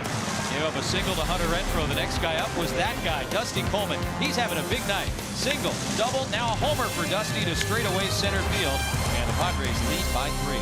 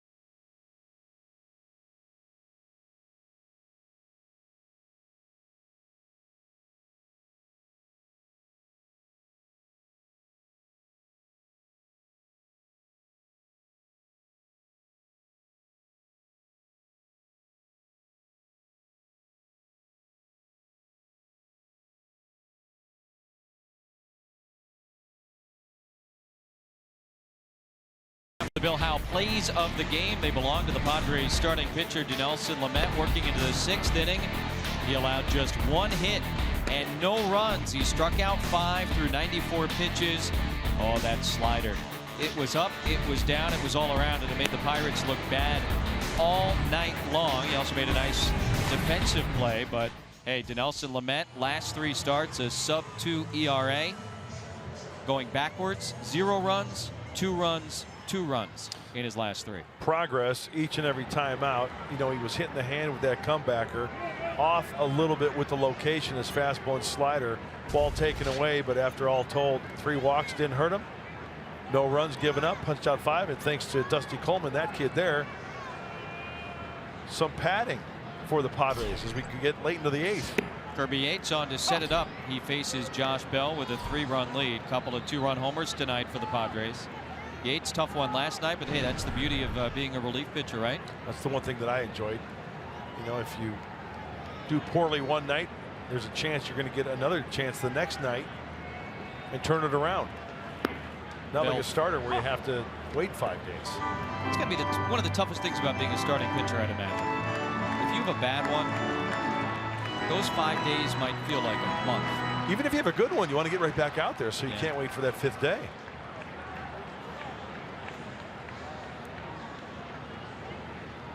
Oh, to Bell, and an awkward swing, but he gets it through the right side for a base hit.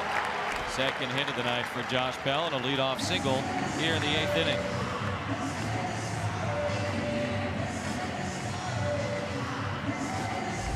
Really awkward swing. Boy, did he came off the ground. Did he not just come off the ground there and swing that bat? I was watching the bat and the ball. He was either on his tiptoes, but it was very awkward, yeah.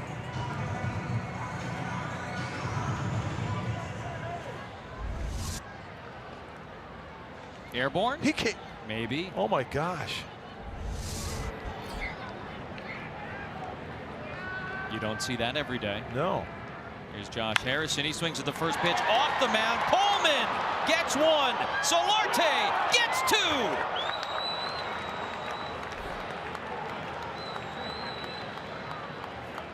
Pitcher's best friend. And what a play by Dusty Coleman. Dusty Coleman doing it with the wood and doing it with the leather. Leather, yeah, whatever. You got to be cartooning me, Dusty. The flip throw. Off the mound. Leaves it up in the air. Hey, Solarte, let's not forget about Solarte with the barehanded grab. Name and number to first base, has to throw to complete the double play. All the way around. And Solarte had just moved to second base all night, over at third. You're on the right side of the infield for what, 2 minutes? And you're challenged that way, no problemo.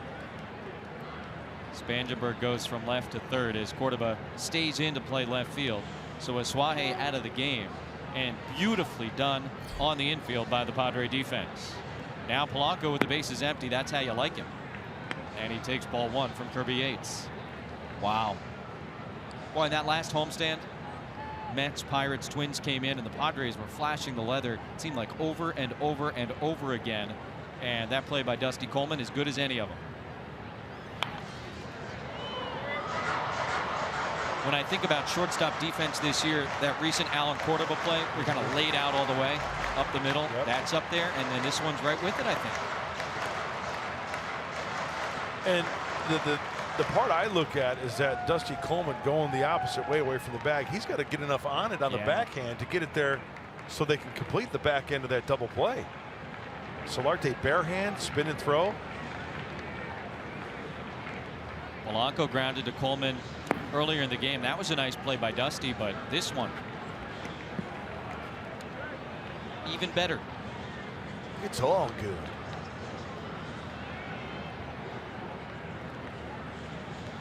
Nice night of the bigs.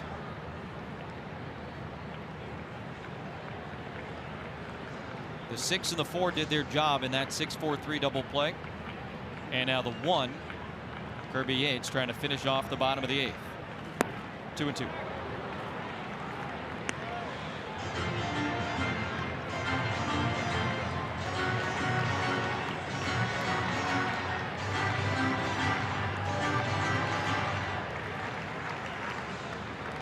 Spangenberg, Solarte, and Myers for the Padres. 3, 4, and 5 in the 9th inning. Here's the 2-2 from Yates and a foul ball straight back.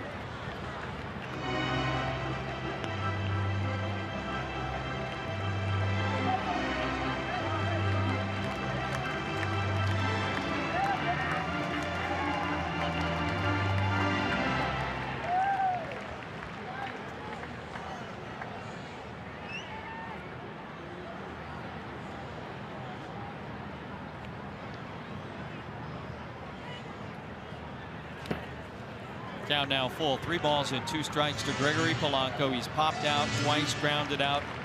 And the pinch home run last night.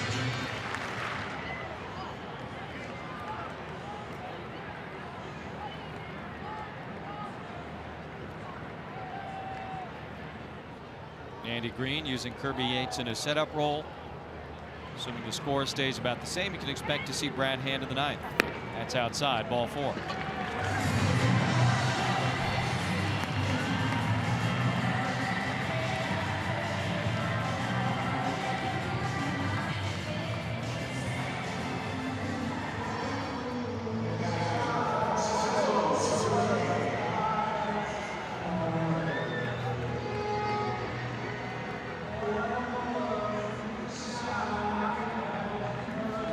Oh, you gotta love the Dean Martin. That's Amore. Oh. You gotta love it. You don't like King of Cool? I didn't say that. I'm not playing your reindeer game. Shame on you. I didn't say that. It's a fine song. Makes me want to play the spaghetti. First pitch slider is key right there to get ahead to Cervelli.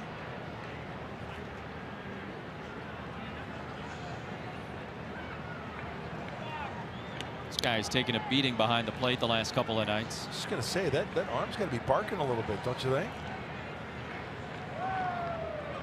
Doesn't seem to be affecting him in any way. Catchers are a different breed. Took a backswing from Solarte off the forearm earlier.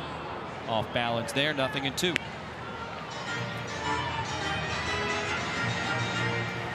Padre catcher Hector Sanchez, who started, left this game after taking a Cervelli foul ball off the mask. Make sure you stay tuned in. Padres Live, the post-game show. Mike and Steve will have the update from the clubhouse. Get to watch and listen to what Andy Green has to say about that and everything else here tonight. Superstar nights for Dinelson Lamet, Dusty Coleman. Big home run from Will Myers, who also had an RBI double. Don't let him get lost in the shuffle tonight. And the Padres holding a 3-run lead here in the bottom of the 8th. Yates trying to finish Cervelli, and now 1-2. Slider backed up on him a little bit, left on the inside part, kind of didn't get that break that he wanted.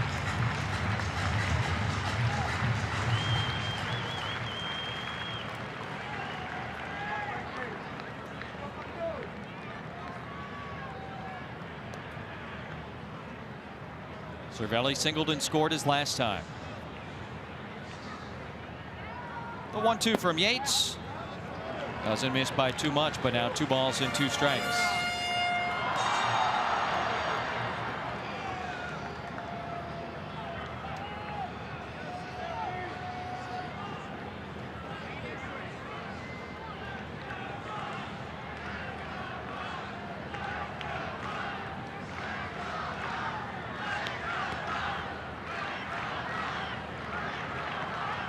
It'll be a 2-2 and a little bit inside. Now a full count to Francisco Cervelli, and Kirby Yates was absolutely dominant most of the summer for the Padres, and he ran into that hiccup last night that we talked about. And he just seems to be working maybe a little bit harder out there tonight than we're used to seeing, trying to get through a scoreless 8th. Polanco will be off from first base.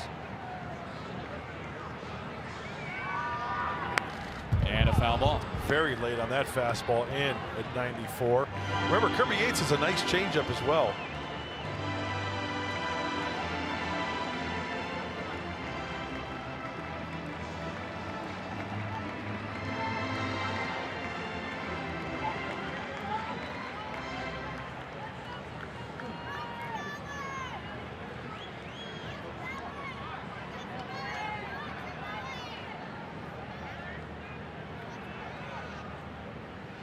Myers backs up behind Polanco at first base, and this 3-2 pitch is out in front of the plate.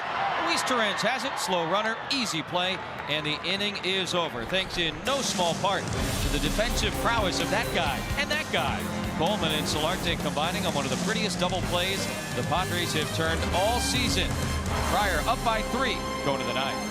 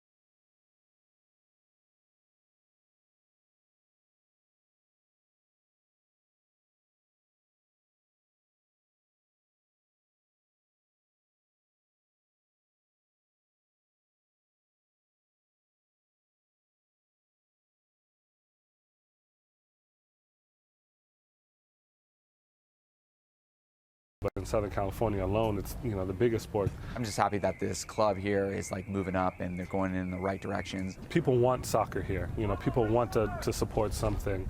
This community wants something, you know, but I think they want a winner. Tuesday, Inside San Diego Sports explores San Diego's rich soccer culture. You'll hear from an established local pro team and another professional team that plans to build a stadium in North County. Tune in Tuesday after Padres Live. Hosted by Mike Pomeranz. All right, here you go. We've been waiting to see him for the last week or so. The Lithuanian-born Davidas Neverauskas making his 5th Major League appearance. Lithuania. This is great. And this is what I love about sports. You know, if you could name one other Lithuanian big league pitcher, I'll give you $1. And you know what? Nobody's going to win that $1 because of that little nugget right there. There you go. That's my point. Perhaps the most wild part of his story, and it's obviously a heck of a story, when they called him up this year, they optioned to AAA Gift Nagope, who had become the first African-born player in Major League history. Another great story. That's incredible. It is. It really is. I mean, Rob Manfred all the time talking about growing the game and, you know, wanting to make it more of an international sport and not just in this hemisphere. And, well, here you go. The Lithuanian. He grew up in Vilnius, which, of course, is the capital. Of course it is. It's one of the largest cities in the Baltic region. And Corey Spangenberg from Pennsylvania faces off against Neverauskas from Lithuania. 1 ball, 1 strike. I mean, by the way, 98 miles per hour. Live arm.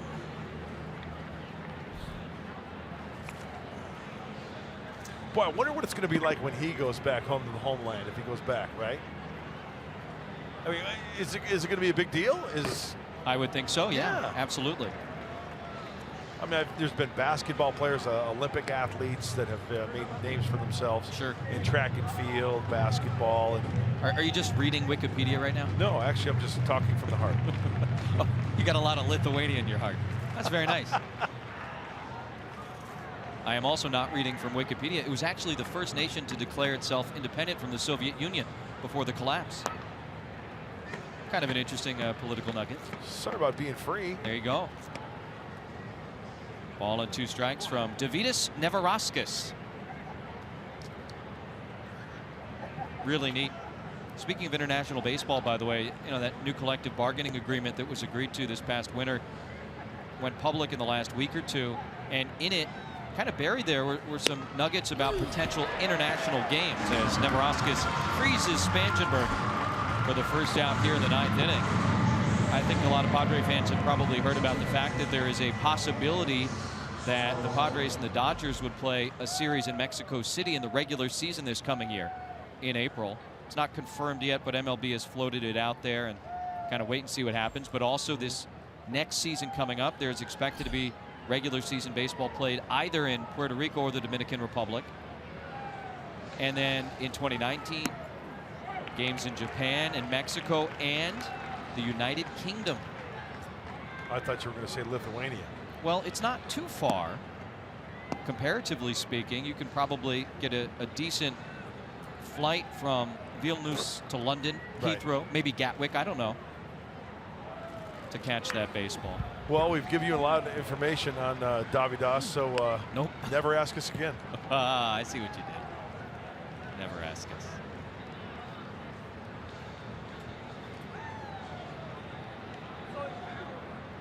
Jan Hervis Solarte from Venezuela. When you think about international baseball, you think of the Caribbean, you think of Latin America, Asia, obviously North America. But I mean, Lithuania, the Baltic states. It's incredible. It really is.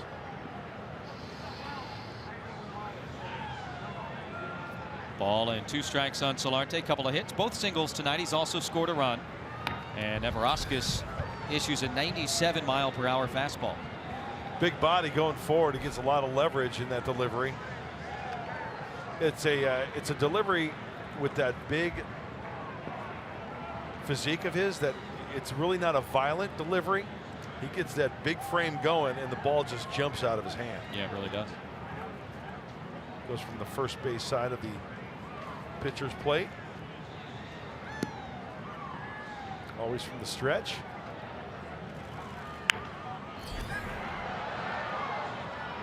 .63, 215 is what they list him at.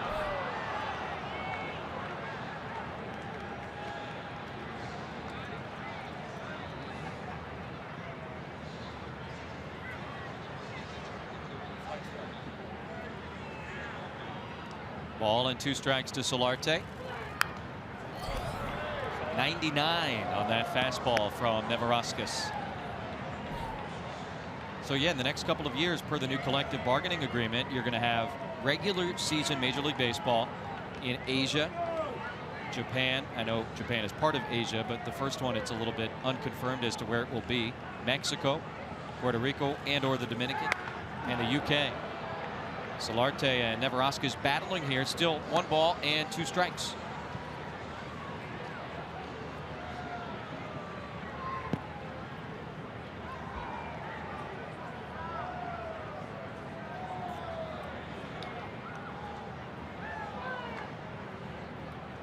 Another 1-2, and in the dirt.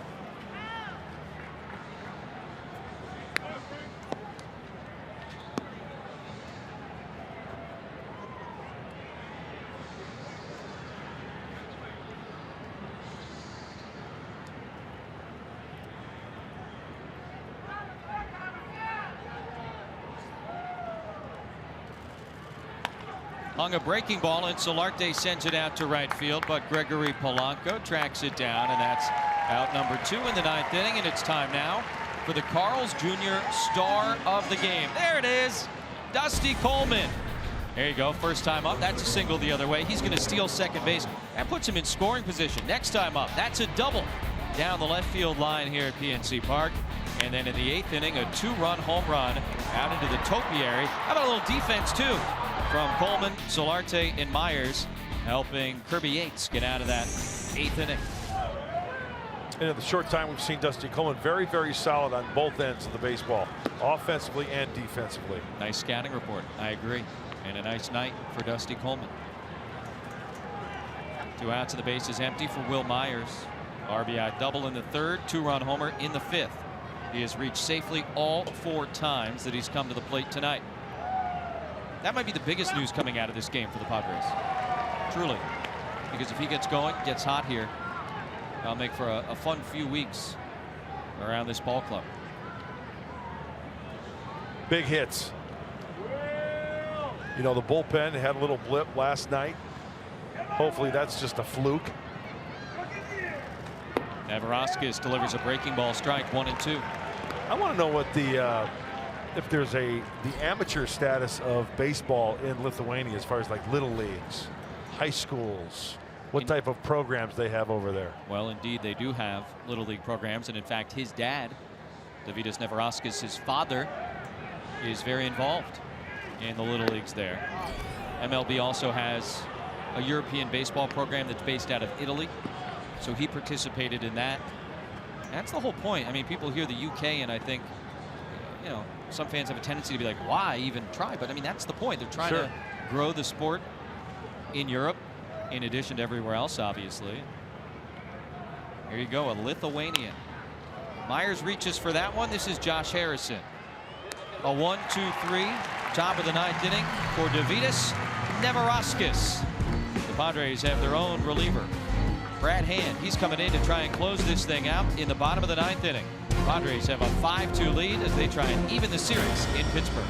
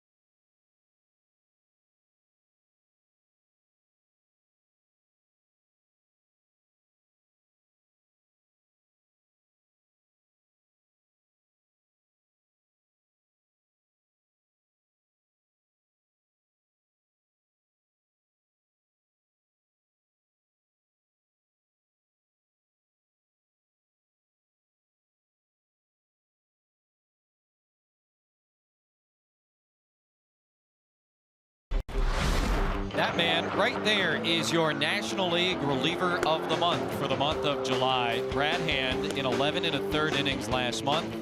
Struck out 19, did not allow a run, and has not allowed a run since June 14th.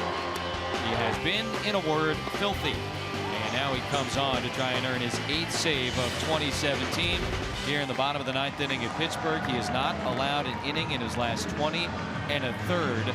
And I mean, when you consider that most relievers go out there for an inning at a time, that's a pretty big gap between him and the rest of the pack. It most certainly is, and the strikeout is the big thing for Brad Hand as well. 72 punchies, tied for 2nd among NL relievers, tied for 5th in Major League Baseball.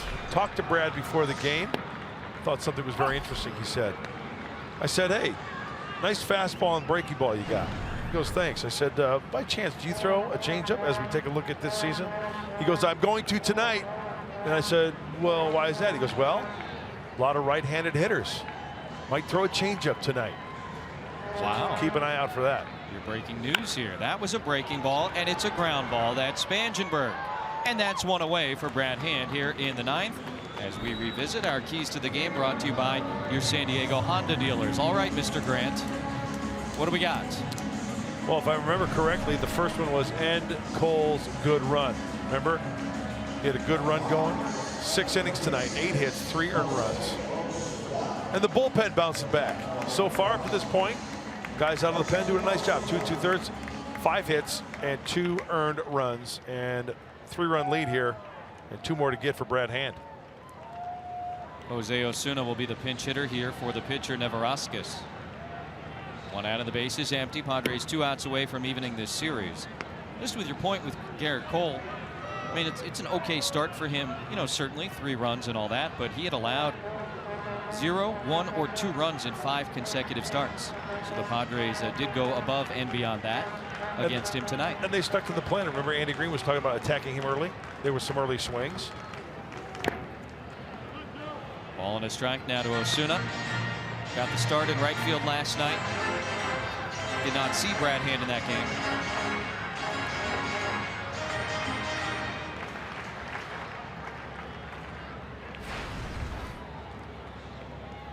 One for 2 with a single, a walk, and a run scored yesterday.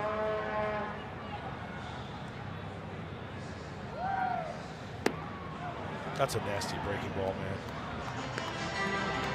He just flips it up there. Great rotation, consistent location. There's not much you can do with that pitch. You swing and miss, you foul it off your shin, you foul it down the left field line. You can't keep that fair. Ball and 2 strikes to Osuna. Got him. Same pitch. And now 2 away.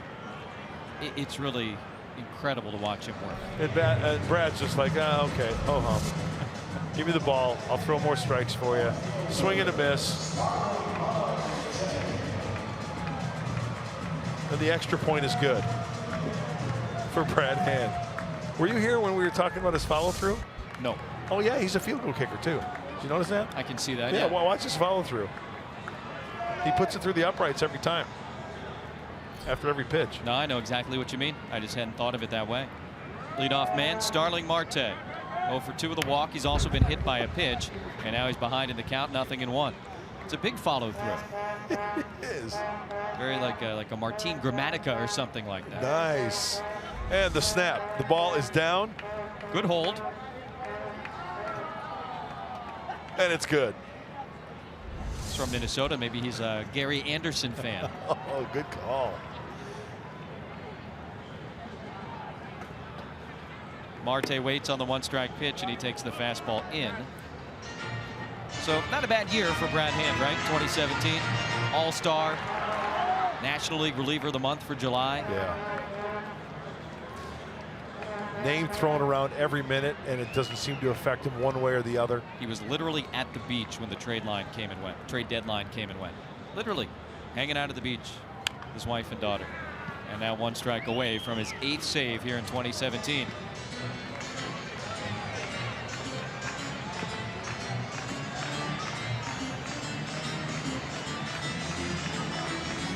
Big night offensively for Myers and Coleman. Nice start for Dinelson Lamet. And now Andy Green's crew 1 strike away from a Saturday night win in Pittsburgh.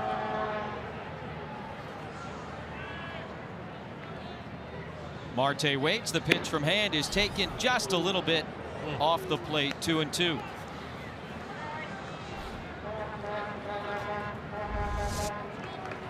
What say you, Robo-Ump? Inside. Yeah, that's where you want to miss. Especially when you know, you're ahead in the count. Now you're even in the count. 2-2 from hand is again down and in. And now the count full.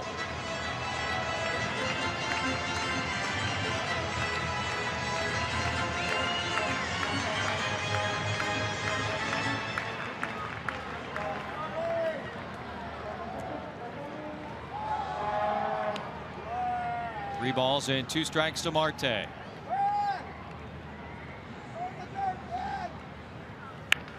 Ground ball should be the ball game. Spangenberg to Myers, and the Padres even this series up. Brad Hand earns his 8th save of the year as the Padres take a 5-2 victory here in Pittsburgh. Padres Live is next. Mike Pomerantz coming up. What have you got?